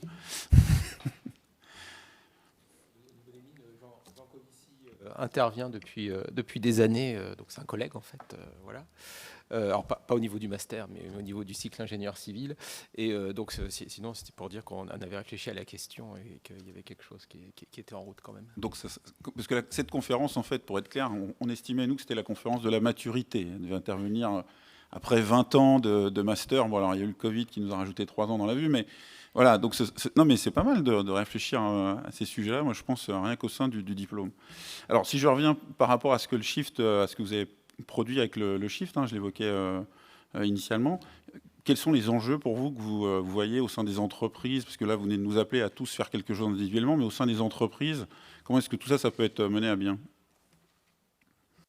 La première chose qu'essaye de faire le Shift, c'est la mesure, c'est-à-dire comprendre l'impact, mesurer les gaz à effet de serre, mesurer aussi les autres impacts environnementaux, même si quand on fait des gaz à effet de serre de façon un peu complète, on arrive quand même à avoir un proxy qui permet d'avoir une vision d'ensemble. Donc la première chose, c'est la mesure par les fournisseurs, les grands fournisseurs américains aussi. Et une fois qu'on a une mesure qui aujourd'hui est faisable dans les grandes ordres de grandeur, même si elle n'est pas parfaite, on est capable d'identifier différents leviers. Donc Philippe l'a évoqué, il y a vraiment l'extension de la durée de vie des différents équipements. Ça, c'est absolument fondamental, à la fois pour la pollution en gaz à effet de serre, mais pour tous les problèmes miniers. On est dans des dynamiques de marché aujourd'hui qui sont portées par l'obsolescence. Techniquement, il n'y aurait pas de problème à ce qu'on utilise des équipements beaucoup, beaucoup plus longtemps. Mais le marché fait que c'est intéressant de les renouveler. Et donc, il faut vraiment garder les choses le plus longtemps possible et s'organiser en termes d'écosystème pour que ce soit possible. Ensuite, il y a la consommation d'électricité, la réduire. C'est hyper important, ça va l'être encore plus avec la crise ukrainienne, je pense. Mais travailler à réduire la consommation d'électricité et arrêter de se comporter comme si l'électricité était quelque chose de disponible à profusion, sans conséquence pour l'environnement et pour la suite des choses. Voilà, donc dans les entreprises, ça va être de travailler des axes de minimisation dans les pratiques de développement, dans les pratiques de data management, dans les pratiques d'architecture.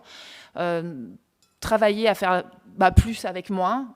Comme disait Philippe, moi aussi je suis très convaincue qu'on a des marges de manœuvre absolument énormes en termes d'optimisation. Moi j'ai commencé ma carrière il y a un certain nombre d'années, on faisait du numérique avec beaucoup moins de ressources et on y arrivait très bien. On a plein de cerveaux qui savent faire ça très bien. Seulement jusqu'à présent, on leur a pas trop demandé de le faire. On leur a plutôt dit vous n'avez plus trop besoin de réfléchir, allez-y, maintenant tout est gratuit, donc il n'y a plus de problème. Donc voilà, on sait faire mieux, faut juste qu'on fasse mieux.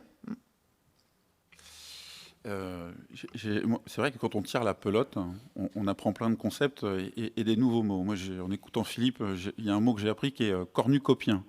Alors, je ne sais pas si tout le monde sait ce que c'est qu'un cornucopien, mais ça évoque en fait, et c'est vrai que moi j'entends aussi souvent ça, c'est de dire le génie de l'homme est tel que de toute façon, quels que soient les problèmes qui se sont présentés au cours de notre histoire avec un grand H, on va trouver des solutions. Et puis, derrière, il suffit de rajouter une petite couche de Yaka Faucon et en voiture Simone. Donc, qu'est-ce que c'est qu'un cornucopien ? Alors ça vient du latin. Là, pour le coup, je suis sûr que le niveau a baissé. Pas comme en physique ou en maths, assez incontestable. Donc cornu, la corne, 4e déclinaison, je crois. Cornucopiae, donc la corne d'abondance. Voilà, donc c'était, vous savez ce que c'est la corne d'abondance. Il y a une histoire avec un dieu, une déesse, mais je me souviens plus laquelle, mais ça se trouve assez facilement sur des sites éco-conçus, qui commencent par un W et qui finissent par un A, ou ailleurs d'ailleurs. Voilà. Donc le cornucopianisme, c'est donc un mot qui a été inventé dans les années 50-60, je pense, dans le débat justement sur la question du progrès technologique. Et donc être cornucopien, c'est penser que vous êtes persuadé que le progrès technologique, effectivement, va nous permettre d'aller vers un monde de plus grande abondance et non pas vers un monde de pénurie, de choc, de contraintes, voilà. Et donc ça existe depuis très longtemps. Il y a des écoles de cornucopianisme. Il y en a un célèbre qui s'appelait Julian Simon, qui était un économiste qui a écrit The Ultimate Resource, la ressource ultime, qui était un pied de nez en fait aux géologues en fait, parce que on parle de ressource ultime justement pour une ressource minière. C'est le dernier goutte ou le dernier gramme qu'on peut aller chercher. Et lui disait la ressource ultime, c'est l'être humain, parce qu'en fait plus on sera nombreux et plus on aura des ingénieurs, des techniciens, des chercheurs, plus en fait on va repousser les limites justement par le progrès technologique, et donc en fait on va vers l'abondance. Et il y a encore aujourd'hui un Julian Simon Index, je crois, qui est mené par, je ne sais plus si c'est le Cato Institute ou un truc dans le même genre du côté de Washington, donc c'est un peu des libertariens conservateurs, je ne sais pas trop quoi, et qui mesure en fait chaque année que les prix baissent en dollars constants ou en dollars courants. Là ça marche moins bien en ce moment avec contraintes.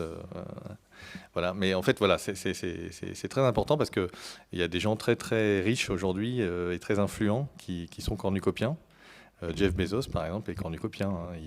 Il a une conférence assez marrante qui date de mai 2019 où il explique que à 2% de croissance par an, donc c'est les fameuses exponentielles dont tu parlais tout à l'heure, Céline, aujourd'hui c'est l'énergie solaire du Nevada qu'on a besoin, qui tombe sur le Nevada, et qu'au bout de quelques siècles, à 2% de croissance par an, 3% de croissance par an, il faudrait la Terre entière. Donc ça, du coup, on est contraint. Et du coup, il dit, est-ce qu'on va aller vers la stase et le rationnement ? C'est un peu horrible, la stase, quand on est ado, sur un canapé, tout ça. La stase. Ou est-ce qu'on veut le dynamisme et la croissance ? Évidemment, on est tous pour le dynamisme et la croissance, et donc il dit, c'est super, on va aller dans l'espace. Et parce que là, il y a plein de places au-dessus, il y a toutes les ressources dont on a besoin. Donc c'est vraiment du cornucopianisme primaire. Et en fait, ce truc, malheureusement, ne marche pas, bien sûr, parce qu'il y a une contrainte qui s'appelle l'effet rebond, qui fait qu'à chaque fois qu'on fait des trucs, effectivement, bien sûr qu'on repousse les limites techniques, technologiques, les data centers aujourd'hui, leur architecture, la mise en veille, leur refroidissement à l'eau plutôt qu'à l'air, leur température de fonctionnement, fait que leur PUE pour les amateurs, Power Usage Effectiveness, donc la quantité qu'on met pour faire du froid plutôt que pour faire tourner les serveurs est très faible. Donc ils sont très bons. Mais sauf que alors ça peut peut-être atteindre des asymptotes au moment, mais voilà, globalement, plus on fait des trucs efficaces, plus on dépense en fait. Et ça marche un peu partout, pareil, dans les avions, dans les machines à vapeur, dans les voitures. Les voitures n'ont jamais été aussi efficaces, mais elles sont plus lourdes et plus puissantes qu'avant, donc on dépense toujours la même quantité. Voilà. Et le numérique, c'est vraiment l'endroit où le progrès technologique sans doute est le plus incroyable, parce qu'il y a effectivement des effets de rupture, etc., sur la miniaturisation, la consommation des équipements, etc., et où en fait, cette efficacité technique et technologique, elle est gâchée par un effet rebond hallucinant, évidemment, qui est la croissance, en particulier des données qu'on va générer, qu'on va transporter, qu'on va stocker. Alors, je voudrais savoir, c'était en 2009, Philippe, 2019 ou 2018 ? En 2019, je crois qu'on avait fait notre fête sur la péniche, mais quelque chose comme ça, donc c'était pas très polluant, ça. Mais on avait fait une conférence sur l'intelligence artificielle. Ouais. Mais derrière, il y a aussi, alors peut-être la prochaine aura lieu sur tout ce qui est informatique quantique et autres. pour vous, ça ajoute au problème ou c'est une perspective de solution ou peut-être un peu des deux? D'abord, c'est difficile de bien en mesurer et comprendre l'impact. Il y a eu quelques papiers scientifiques, je pense, qui ont été faits sur les besoins d'entraînement donc voilà, de ces logiciels. Et je ne sais plus, il y a un exemple célèbre avec AlphaGo, je ne sais plus quelle version, et où voilà, ils ont montré qu'en fait, ça consommait à peu près l'énergie qu'avait consommé le champion pendant sa vie entière, en gros. Bon, voilà, donc mais ça, c'est la partie du processus d'apprentissage, donc c'est pas forcément ensuite ce qui sert à reconnaître que c'est un chat sur la photo ou je sais pas quoi, ou à reconnaître des contenus, j'en sais rien, compliqués, complotistes sur Twitter, enfin voilà, là où sont utilisés aujourd'hui beaucoup de trucs. Moi, je pense que oui, enfin, j'élargirais, c'est-à-dire que aujourd'hui, bah oui, il y a le Green IT, on a vu tout à l'heure voilà, ce mot qui s'était installé dans les années 2000 et quelques. Et puis il y avait surtout le Green by IT, c'est-à-dire que le mode de défense, si je puis dire, numéro 1 du secteur, au sens large, ça a d'abord été de dire, oui, ok, laissez-nous consommer un peu d'électricité, parce qu'on va nous irriguer et optimiser et rendre plus efficient l'ensemble des secteurs autour de nous, à commencer par la mobilité, à commencer par le bâtiment, peut-être l'agriculture aujourd'hui, éviter des déplacements, etc. Donc ça a commencé un peu avec la conférence call dans les années 90-2000 en disant c'est super, on va éviter de prendre l'avion. Puis évidemment, malheureusement, non, c'est corrélé. Plus on fait de conférence call avec des Australiens, plus au bout d'un moment, on saute dans un avion pour aller leur dire bonjour. Voilà. Donc ça marche moins bien aujourd'hui. Et la promesse du Green by IT, que ce soit par de l'intelligence artificielle ou par autre chose, eh bien, elle a du mal à se matérialiser. Sauf sur quelques cas d'usage peut-être, mais au niveau global, on a plutôt tendance à empiler, à rajouter. On n'arrive pas à éviter.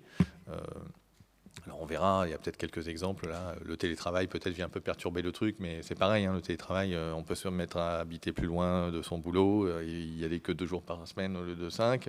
On peut chauffer chez soi, on peut être en birésidentialité. Enfin, il y a plein d'effets aussi rebonds potentiels. Je suis sûr que le Shift est passionné par ça et est en train de regarder ça.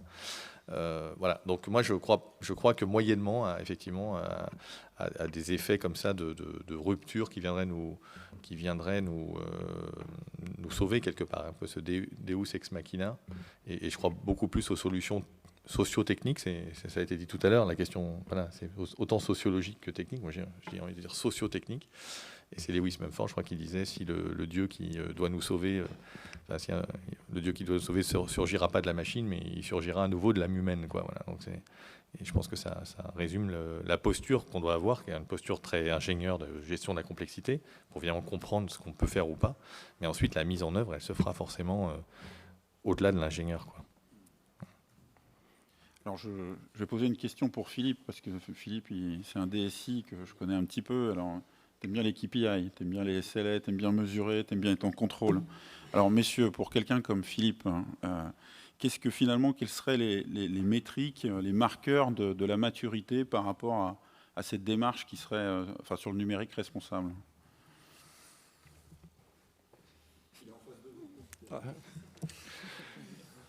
Accepter le changement de paradigme qui fait que, finalement, nous, en tant qu'ingénieurs qui allons mettre en œuvre votre solution, on se doit d'interroger ce que vous demandez.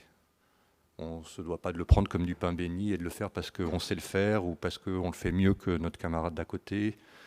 Je pense qu'on est vraiment maintenant dans la nécessité de travailler avec vous pour interroger la solution, interroger ce que vous demandez et travailler ensemble. Et c'est vrai que dans une phase de réponse à appel d'offres, ce n'est pas forcément le moment le plus habituellement pertinent que de rentrer dans ce genre de relation, où ce n'est pas le moment où on a envie, en tant que donneur d'ordre, d'entendre ses fournisseurs peut-être sous cet angle-là. Mais je pense que dans le futur, je verrai bien, dans ce changement de paradigme, une partie consulting avec des spécialistes. On se doit, nous, d'être les plus préparés au goût du jour, justement avec nos partenariats sur des chaires de recherche avec des associations comme le Shift ou autres, pour pouvoir arriver quelque part à pouvoir apporter non plus qu'une solution technique, mais de challenger la solution technique pour qu'elle soit svelte by design. Si déjà on a réduit le sapin de Noël à un beau yucca, sans décoration qui ne sert à rien, on va faire de l'éco-conception, du green design sur ce yucca. Mais au moins, on aura fait un yucca qui sera finalement ce que vous cherchiez, plutôt qu'un sapin de Noël quelque part qui va servir à rien et qui va encrasser les infrastructures, les centres de données, pour des données qui ne seront jamais utilisées, mais par contre qui seront toujours en veille pour que si jamais un jour vous la demandiez, en 1 seconde, elle soit servie sur votre terminal. Donc je pense qu'il y a tout ce travail qui va amener à un changement de paradigme. Un travail que j'ai abordé tout à l'heure aussi sur les autres actes de la RSE qui sont le côté social, côté communauté.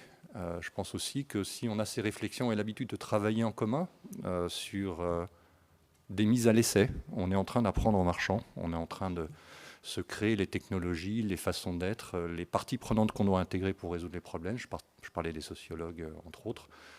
On a des problèmes d'éthique. En quoi, nous, on est capable de résoudre des problèmes d'éthique ? Il va falloir qu'on invente donc de nouveaux espaces dans lesquels on va faire des bacs à sable ensemble pour peut-être trouver des solutions communes. Voilà. Mais travaillons déjà à réduire. Voilà, je suis tombé dans un travers. À redéfinir ensemble, à repenser la solution. Merci. Alors, on va essayer, vous voyez qu'on s'y tient quand même au timing. On va passer avec Isabelle parmi vous et prendre vos questions, dont je ne doute pas qu'elles seront nombreuses. Qui souhaite poser la première question? Il en faut toujours un, c'est difficile, mais Jérôme, là-bas, j'arrive. Ah non, toi, tu as le micro, formidable. Moi, j'ai une question pour Monsieur Biwix. J'aimerais bien que vous puissiez prendre quelques secondes pour m'expliquer la partie fatale de la chaleur fatale. Pardon, ok. Et du coup, je ferai un tac au tac sur la question de la performance, parce que je pense que c'est hyper important. Alors, chaleur fatale. Donc, en fait, toute l'électricité qui est consommée, à un moment, va terminer en chaleur. D'accord. Donc, l'ordinateur, il suffit de le mettre sur ses genoux, on va s'en rendre compte. Bon, voilà. Donc, quand cette électricité, elle est consommée dans un data center, je ne sais pas où. Cette chaleur fatale, il va même falloir un peu la gérer et donc refroidir d'une manière ou d'une autre le data center. Bien. Si par contre je suis à la maison ou au bureau, ma chaleur fatale va finir dans ma maison ou dans mon bureau. Si je suis en hiver et que mon chauffage est régulé, c'est un point important, c'est-à-dire qu'il ne se déclenche que quand je descends en dessous d'une certaine température, quelque part. Si je laisse allumer ma box, mon ordinateur, la PlayStation de mon fils et je sais pas quoi, et qu'il fait 3 degrés dehors et que chez moi il fait 18, eh bien, ça sera autant d'électricité en moins que je vais tirer sur les radiateurs ou les convecteurs. Donc, quelque part, ces électrons qui sont passés par mon ordinateur, je pourrais dire, ils servent à chauffer ma maison. Si par contre je suis en été, et ma box, je la laisse allumer 24 heures sur 24 et je laisse mon ordi et ma PlayStation, eh bien cette chaleur fatale, non seulement va réchauffer un peu ma maison, ce qui est désagréable dans les épisodes caniculaires, mais on pourrait imaginer en plus qu'en plus ma maison ou ma voiture TGV soit climatisée. Alors là, non seulement il faut que j'élimine la chaleur fatale, donc je vais consommer des électrons en plus. Voilà. Donc si vous jouez à la PlayStation, il faut toujours jouer en hiver. Et jamais à l'extérieur, pour que la chaleur fatale soit récupérée. Non, mais c'est hyper important, c'est bête, mais en fait, on pourrait inventer un monde dans lequel, par exemple, je sais pas, les calculs qui sont faits pour les films, par exemple, je sais pas, les effets spéciaux, les films, on les ferait que en hiver. Et en fait, il n'y aurait pas de... Voilà, c'est un espèce de... Alors après, le problème, c'est qu'il faut... En même temps, il y a une contrainte, c'est que du coup, comme il y a beaucoup qui est dépensé au moment de la fabrication, il faut que les équipements soient aussi très utilisés. Donc il y a une espèce de contrainte un peu... Tout est bourré d'injonctions contradictoires. C'est ça qui est affreux, bien entendu. Mais voilà, c'est ça l'idée. C'est plus clair, voilà. Et du coup, je rebondissais juste sur les performances, parce qu'en fait, c'est marrant parce que je vous écoutais, et en fait, j'entendais la même chose que moi dans mon agence d'archi maintenant. C'est-à-dire que c'est pareil, en fait, un bâtiment... Je sais pas, 70% ou 80% de son bilan carbone, il est embarqué au moment où on fait le programme, en fait, où on décide il faut combien de mètres carrés pour accueillir quoi, comment et combien de personnes. Et donc la première question maintenant qu'on fait, c'est on dit, mais en fait, il faut que nous, on devienne des tueurs de mètres carrés, en fait. On commence par dire, mais vous avez besoin de quoi, en fait? Alors c'est plus facile parce que c'est moins en appel d'offres à ce moment-là, on est plus en assistance à maîtrise d'ouvrage. C'est après que l'appel d'offres vient, quand les architectes vont concevoir sur un cahier des charges. Mais au départ, ça va être de dire, mais c'est quoi le juste dimensionnement? Est-ce que 3 fois par an, on peut pas être un peu serré? C'est pas grave, tant pis. Et puis on survivra avec ça. Et la question de la performance, du coup, Aujourd'hui, c'est un truc évidemment qui est très contraignant dans l'informatique, parce que derrière, il y a évidemment des sites avec des millions de dollars par seconde ou que sais-je, qui, quand ils tombent, c'est insupportable, c'est pas possible. Mais je pense que demain, on peut tout à fait imaginer des choses où on accepte de détendre les performances, et en fait, ça va libérer techniquement des trucs hallucinants. On n'est pas prêt pour ça. Mais l'Ukraine, tout ça, ça va nous aider. Je prends un autre exemple qui est dans le sens, par exemple, sur la question, si vous allez lire les rapports de RTE, la filiale d'EDF, là, sur la question des transitions énergétiques pour la France en 2050 ou 2060, en fait, il faut une France qui sera très éolienne. Voilà, je ne vais pas vous cacher, les scénarios, il y en a plus ou moins, mais il y en a beaucoup. Quand vous avez une France qui est très éolienne, si vous n'avez pas détendu les performances, c'est-à-dire vous dites, moi, quoi qu'il arrive, n'importe où, j'allume et je veux que ça marche, eh bien, en fait, il faut accepter que pendant une semaine ou 10 jours, il n'y ait pas de vent du tout en Europe. Donc s'il n'y a pas de vent du tout pour une semaine en Europe et vous avez 40% de l'électricité qui est éolienne, il faut que vous ayez des systèmes de stockage de 40% du système électrique pendant 10 jours. Croyez-moi, ça va faire un sacré paquet de biométhaniseurs, de batteries, de stations de pompage, turbinage, et je vous en passe, et de l'hydrogène et des machins, électrolyseurs et autres. Si on accepte de dire, tiens, eh ben, une fois tous les 2-3 ans, pendant une semaine, il n'y aura pas de vent, bah, c'est pas grave, on va envoyer les électrons au transport, aux hôpitaux, là où il y en a vraiment besoin. Et puis à la maison, tant pis, on va baisser le chauffage un peu. Hop. Désagréable, hein, 18, 17, 16, 15, on sort l'anorak, tout. Les mitaines pour bosser. Mais j'économise une quantité phénoménale de trucs à installer, d'un système qu'on n'arrivera pas à installer de toute façon pour plein de raisons différentes. Donc voilà, c'est ça en fait, détendre les performances, c'est ça. Et je pense qu'aujourd'hui, on a atteint un niveau d'exigence des consommateurs, d'une certaine manière, où on fantasme un niveau d'exigence des consommateurs qui est hallucinant. Et s'il y a bien un truc à apprendre de Covid-19, me semble-t-il, c'est la capacité à descendre le niveau de performance attendu. Dans le monde de la livraison en 3 clics et de la fast fashion, il faut que j'attende 9 mois pour avoir un vélo en 2020, quoi. Hein, enfin, ou je sais pas trop. Parce que, je sais pas quoi, voilà. Les chaînes de machin, les trucs sont emboutés et tout. Et qu'est-ce qui s'est passé? Il n'y a pas eu la révolution en disant mon vélo n'est pas arrivé en 24 heures. C'est voilà. Donc je pense qu'en fait, voilà, le problème c'est qu'il faut que ça soit collectif. Le premier qui fait ça tout seul, il se fait shooter, évidemment. Mais si on le fait collectivement, on est à un niveau soit réglementaire, soit avec des fédérations qui se mettent d'accord, etc.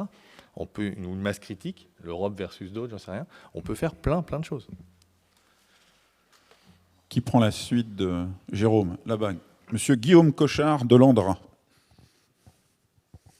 J'ai une bonne vue, je vois les... d'ici. Merci Frédéric. Oui, l'ANDRA, c'est l'Agence nationale pour la gestion des déchets radioactifs. J'ai une question relative à l'effet rebond. Est-ce qu'il y a des limites à l'effet rebond? De la même manière qu'on se rend compte que l'argent fait le bonheur jusqu'à un certain point, puis au-delà d'une certaine somme, le bonheur lié aux ressources diminue. Est-ce que l'énergie consommée par chaque individu a une limite à un moment donné? C'est pour moi, du coup.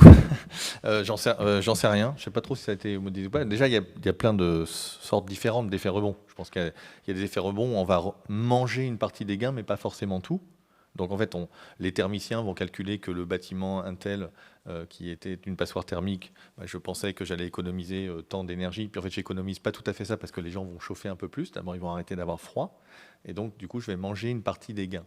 Alors ça, c'est l'effet rebond gentillet. Puis il y a l'effet rebond très méchant, c'est effectivement les coûts sont tellement abaissés que ça va vraiment générer des besoins en plus. Alors c'est vrai sur le trafic aérien, je sais pas, les turboréacteurs des années 90-2000 et même aujourd'hui, ils ont favorisé l'essor de l'aviation low cost, etc. Donc là, on est vraiment dans un effet rebond positif. Est-ce qu'il y a des limites? J'aurais envie de dire sans doute, à un bout d'un moment, parce que c'est comme un peu sur l'économie de l'attention, tout ça, il y a un moment où il n'y a plus la place, quoi. Enfin, je veux dire, il y avait un humoriste qui contestait un peu le fait qu'il y avait des publicités pour EDF dans des magazines. Il disait, quand je rentre le soir, si je veux une publicité pour une plaquette de chocolat, je me précipite sur ma plaquette de chocolat, j'ai envie de manger, mais quand je vois une publicité pour, je sais pas, EDF, la production nucléaire, par exemple, ça me donne pas envie d'allumer mes plaques pour rien le soir, et pourtant il y a quand même des pubs.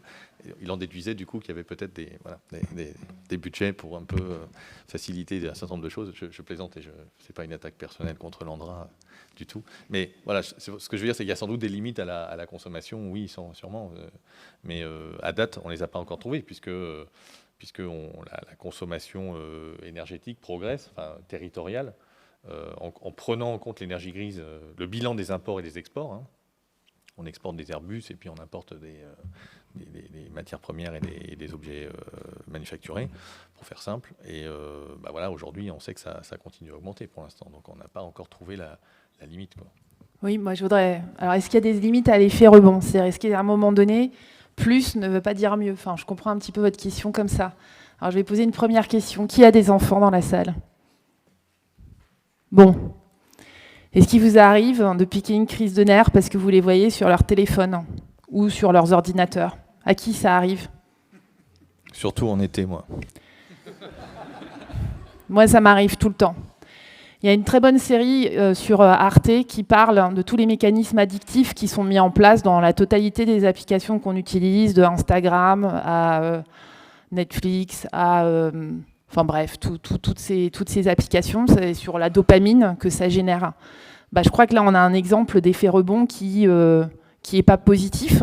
Le niveau de concentration, moi, mes ados, ils se sont auto-mis des limites sur leur téléphone maintenant parce qu'ils ont remarqué que ça faisait baisser tout seul leur concentration. Ils ont remarqué ça tout seul. Et leur concentration est certainement... Enfin voilà.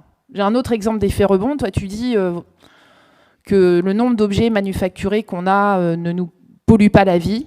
Qui a des problèmes de rangement dans ses placards, dans son appartement? Qui s'est dit j'ai besoin de mètres carrés en plus pour avoir des placards en plus pour stocker des tas de trucs? Qui a des caves pleines dans la salle de trucs que quand vous les regardez, vous dites mais comment j'ai fait ça?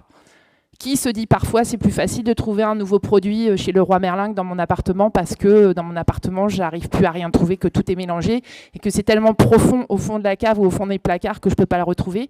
À qui ça arrive? Qui a regardé ce qui se passe dans les poubelles à Paris? Qui a été dans un centre de retraitement de déchets, regardé les volumes de déchets qui arrivent par tous les camions parisiens, observer ça pendant, je l'ai fait, 1 heure, et se dire « waouh ». Alors moi, je crois que l'effet rebond négatif, plus je regarde, plus je m'aperçois que le temps que je passais à faire du shopping, le temps que je passais à ranger les trucs, maintenant j'ai tout mis à la ressourcerie, c'est la ressourcerie qui range pour moi, c'est cool. Je veux dire, c'est du temps que je passe à jardiner, à être avec mes gosses, à m'occuper de mes vers de terre. Et je ne suis pas sûre que j'ai perdu en effet au change. Je crois bien au contraire. Et en plus, comme ça, j'ai rencontré monsieur Jean-Marc Jancovici, qui est une personne absolument extraordinaire. Et donc, je dédie du temps un petit peu au Shift Project. Il me semble qu'on a vraiment un truc à penser dans nos modèles de vie où, l'effet rebond négatif, je pense qu'on est... on déborde de ça, en fait. La ville dégouline de ça. Enfin, moi, c'est ma perception depuis que j'ai eu mon réveil écologique. C'est pas toujours facile à vivre, mais, mais je me marre bien quand même. Voilà. On va prendre une dernière question avant de passer à un moment moins sobre. Jean-Christophe Opticaire. Je peux le faire par ici, a priori, non? Non. Si, c'est bon, ça marche. Justement, ça m'amène à autre chose. Vous avez parlé de la surabondance de biens matériels. Et là, alors qu'on est à peu près tous d'accord sur le fait que la sobriété s'impose, dans la banlieue de San Francisco, il y a des gens qui planchent sur le métavers. Alors, je ne doute pas qu'inventer une vie virtuelle dans laquelle on peut vendre des produits virtuels, payer en monnaie virtuelle, qui, elle, sera échangeable contre de la vraie monnaie utilisable dans le monde réel, c'est intéressant. Mais sur le plan de la sobriété, vous en pensez quoi? Ouais, on peut répondre tous les deux, je pense, parce que j'ai pas un avis tellement plus pertinent sur le métavers que qui que ce soit. Hein, donc, je pense qu'on a tous notre avis éventuel là-dessus. D'abord, il y a des gens qui disent qu'ils y croient pas, c'est pas possible, c'est trop con. Enfin, que justement qu'il y a déjà tellement de temps à passer sur tous les écrans déjà dispo, que se chausser les lunettes en plus et trucs. Mais c'est vrai que du coup, c'est un peu le monde dans lequel on vit, où on a juste beaucoup de consultants qui nous disent qu'on va être disrupté, disrompu, je sais pas quoi. Du coup, même les entreprises paniquent un peu. Il y en a qui se mettent déjà à acheter des trucs sur le métavers au coin de telle et telle rue. Les NFT, où le fils de John Lennon arrive à vendre des objets sans les donner. Enfin, c'est des trucs vraiment génial, quoi. Voilà, j'avais vu un tweet, je suis pas sur Twitter, mais on m'avait envoyé un truc où il y a un gars qui avait commenté en disant la machine à traire les cons et marche à plein régime. Et effectivement, voilà, c'est toujours une histoire. Il y a un peu un côté schéma de Ponzi quand même derrière tout ça. Hein. C'est ceux qui rentrent en premier et puis qui vont faire des bonnes affaires, on le sent bien. Et puis derrière, le troupeau va essayer de suivre plus ou moins. Mais c'est vrai que quand Facebook est passé à la vidéo, ça s'est vu dans les câbles transocéaniques. Hein. Ça a vraiment contribué fortement au développement des données. Enfin, ça a permis de maintenir cette croissance exponentielle que tu décrivais tout à l'heure, Céline. Donc voilà, on peut dire non, mais ça va pas sortir, en fait, c'est trop bête. Ou alors, voilà, mais j'ai du mal ou alors on sera tous dans des villes très très moches avec des trucs, et puis en fait ça sera youpi, je sais pas quoi, le monde de oui avec des pubs en plus. J'ai vraiment du mal à me projeter là-dedans. Mais sans doute, oui, forcément, c'est tout le débat de la 5G. Quand à l'automne 2020, il y a eu un peu ces questions-là, avec des tentatives de moratoire d'un certain nombre de villes, de métropoles, mais ce n'était pas de leur compétence en fait d'interdire le déploiement de la 5G. Où il y a eu un peu cette idée de dire on va faire de la téléchirurgie. D'abord, c'était ça, téléchirurgie. Alors, téléchirurgie grâce à la 5G. Alors, vous imaginez, donc le chirurgien est à San Francisco parce que les clients sont bons là-bas. Et puis du coup, il vous téléopère. Alors, mais il faut la 5G donc partout. En fait, donc vous êtes sur le parking de votre village, et puis du coup, vous êtes opéré par le. Sauf qu'évidemment, il vous faut un anesthésiste, des infirmiers, des infirmières, une salle de réveil, tout. Donc, en fait, il suffit d'avoir de la fibre optique dans un hôpital, en fait, ça s'appelle, quoi.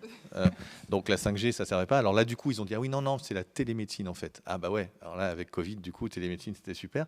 Et là, récemment, j'ai vu qu'en fait, il y avait une idée de 5G pour les ambulances, pour prendre en compte plus vite les gens qui ont, par exemple, une attaque ou un truc. Du coup, voilà, on peut tout de suite, grâce à la 5G, peut-être faire un premier diagnostic pendant que l'ambulance roule et va à l'hôpital. Donc, c'est assez marrant de dire qu'à chaque fois qu'on veut nous passer un nouveau truc, c'est souvent la médecine, la santé, en fait, qui est utilisée comme... voilà, vous irez voir le riz doré des OGM et tout, c'était un peu tous les mêmes trucs. C'est quand même intéressant. C'est soit ça, soit la sécurité. Ça marche bien ensemble aussi. Donc... Voilà, moi je pense que on va voir, mais du coup, la 5G, ça risque d'être beaucoup de jeux vidéo multijoueurs, beaucoup de réalité virtuelle, de réalité augmentée. C'est ça qui demande des temps de latence très faibles et des gros débits, et c'est ça que sait faire la 5G, quoi.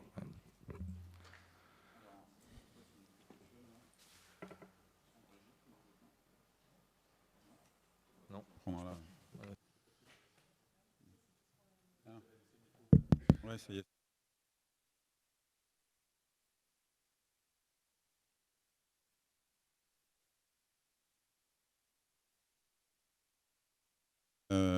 Je voudrais tout d'abord remercier à nouveau CGI qui nous a accompagnés. Et c'est vraiment, pour toute l'association, d'avoir comme ça, de conférence en conférence, des partenaires, et cette année telle que CGI, ça fait vraiment chaud au cœur, même, je peux dire. Donc un grand merci. Je voudrais également remercier évidemment chacun de nos 4 intervenants d'être venus et d'avoir été... moi, j'ai tout compris. Alors, voilà, si j'ai tout compris, c'est que c'est bon. Mais en tout cas, d'avoir été très clair, parce que l'objectif qu'on avait avec le bureau de l'association, c'était on s'était dit on va évangéliser un petit peu. Donc, je pense que l'objectif est atteint, et vraiment pour ça, merci. Je voudrais évidemment vous remercier à tous d'être venus très nombreux. Et puis alors, je vais terminer par, parce qu'il n'y a pas de raison de ne pas le faire, 3 petites autopromotions. Alors la première, vous avez des flyers de passerelles et compétences. Alors en fait, ces gens-là vous proposent quelque chose de pas mal, puisque en fait, c'est des gens formidables, et ils vous proposent de devenir à votre tour des gens formidables. En gros, vous avez des compétences au sein de vos entreprises. Pourquoi ne pas les mettre au service pour un temps partiel que vous décidez avec eux, pour d'autres associations qui peuvent avoir besoin de ça. Et c'est vraiment toutes les compétences professionnelles qui sont recherchées. Donc voilà, si certains d'entre vous cherchent à mener des actions de bénévolat, je ne doute pas que le Shift Project saura aussi vous accueillir, mais en tout cas, notre partenaire qui est Passerelle et Compétences vous attend. Et si les personnes de Passerelle et Compétences qui nous font l'amitié d'être là ce soir, alors carrément, levez-vous là, parce que là, vous lancez une hola, mais voilà. Donc, n'hésitez pas à aller les voir à l'occasion du cocktail. Merci beaucoup en tout cas d'être venus. De solidarité. Merci de me corriger. Alors, le deuxième instant d'autopromotion, je vais encore demander aux gens de se lever, mais on l'a dit tout à l'heure, pour ceux qui... alors évidemment, il y a beaucoup de diplômés, donc c'est pas la peine de vous réinscrire, le diplôme, vous l'avez. Même si vous avez HEC, ça marche encore. Hein. Mais pour tous ceux qui viendraient et qui n'auraient pas un diplôme du master, donc il y a 3 formations, hein. Il y a 2 CESA et le master, alors le management stratégique de l'information et des technologies. Non mais t'as vu Thibaut ? Je me suis amélioré. Et donc, alors, si Thibaut, Fabien peuvent se lever, je crois qu'il y a Madame Lafeuille. Il y a d'autres personnes qui devaient se lever là. Ah voilà, mais vous êtes déjà debout, alors forcément je ne vous vois pas. Claire Médrala n'est pas là, si, je l'ai vu tout à l'heure. Voilà, voilà. Donc là c'est pareil, n'hésitez pas à aller les voir, ils se feront un plaisir de vous expliquer comment on s'inscrit, le cursus et les bienfaits que vous aurez à rejoindre cette grande communauté puisque nous sommes 900 anciens, n'est-ce pas, Monsieur le Président? Tu ne l'as pas dit tout à l'heure. Si tu l'as dit, alors je n'ai pas écouté, c'est très mal.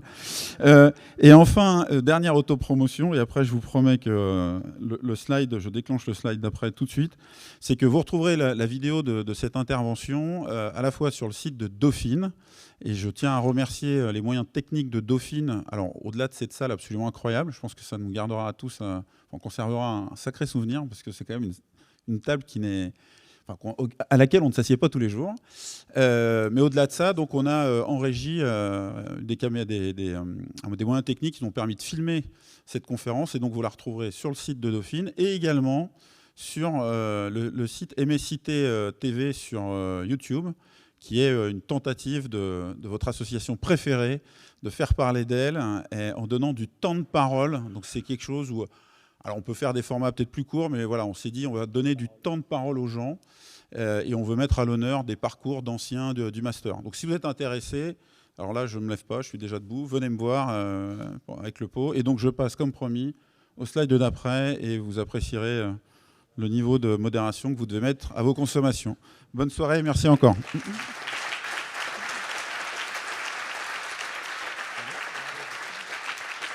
Wow.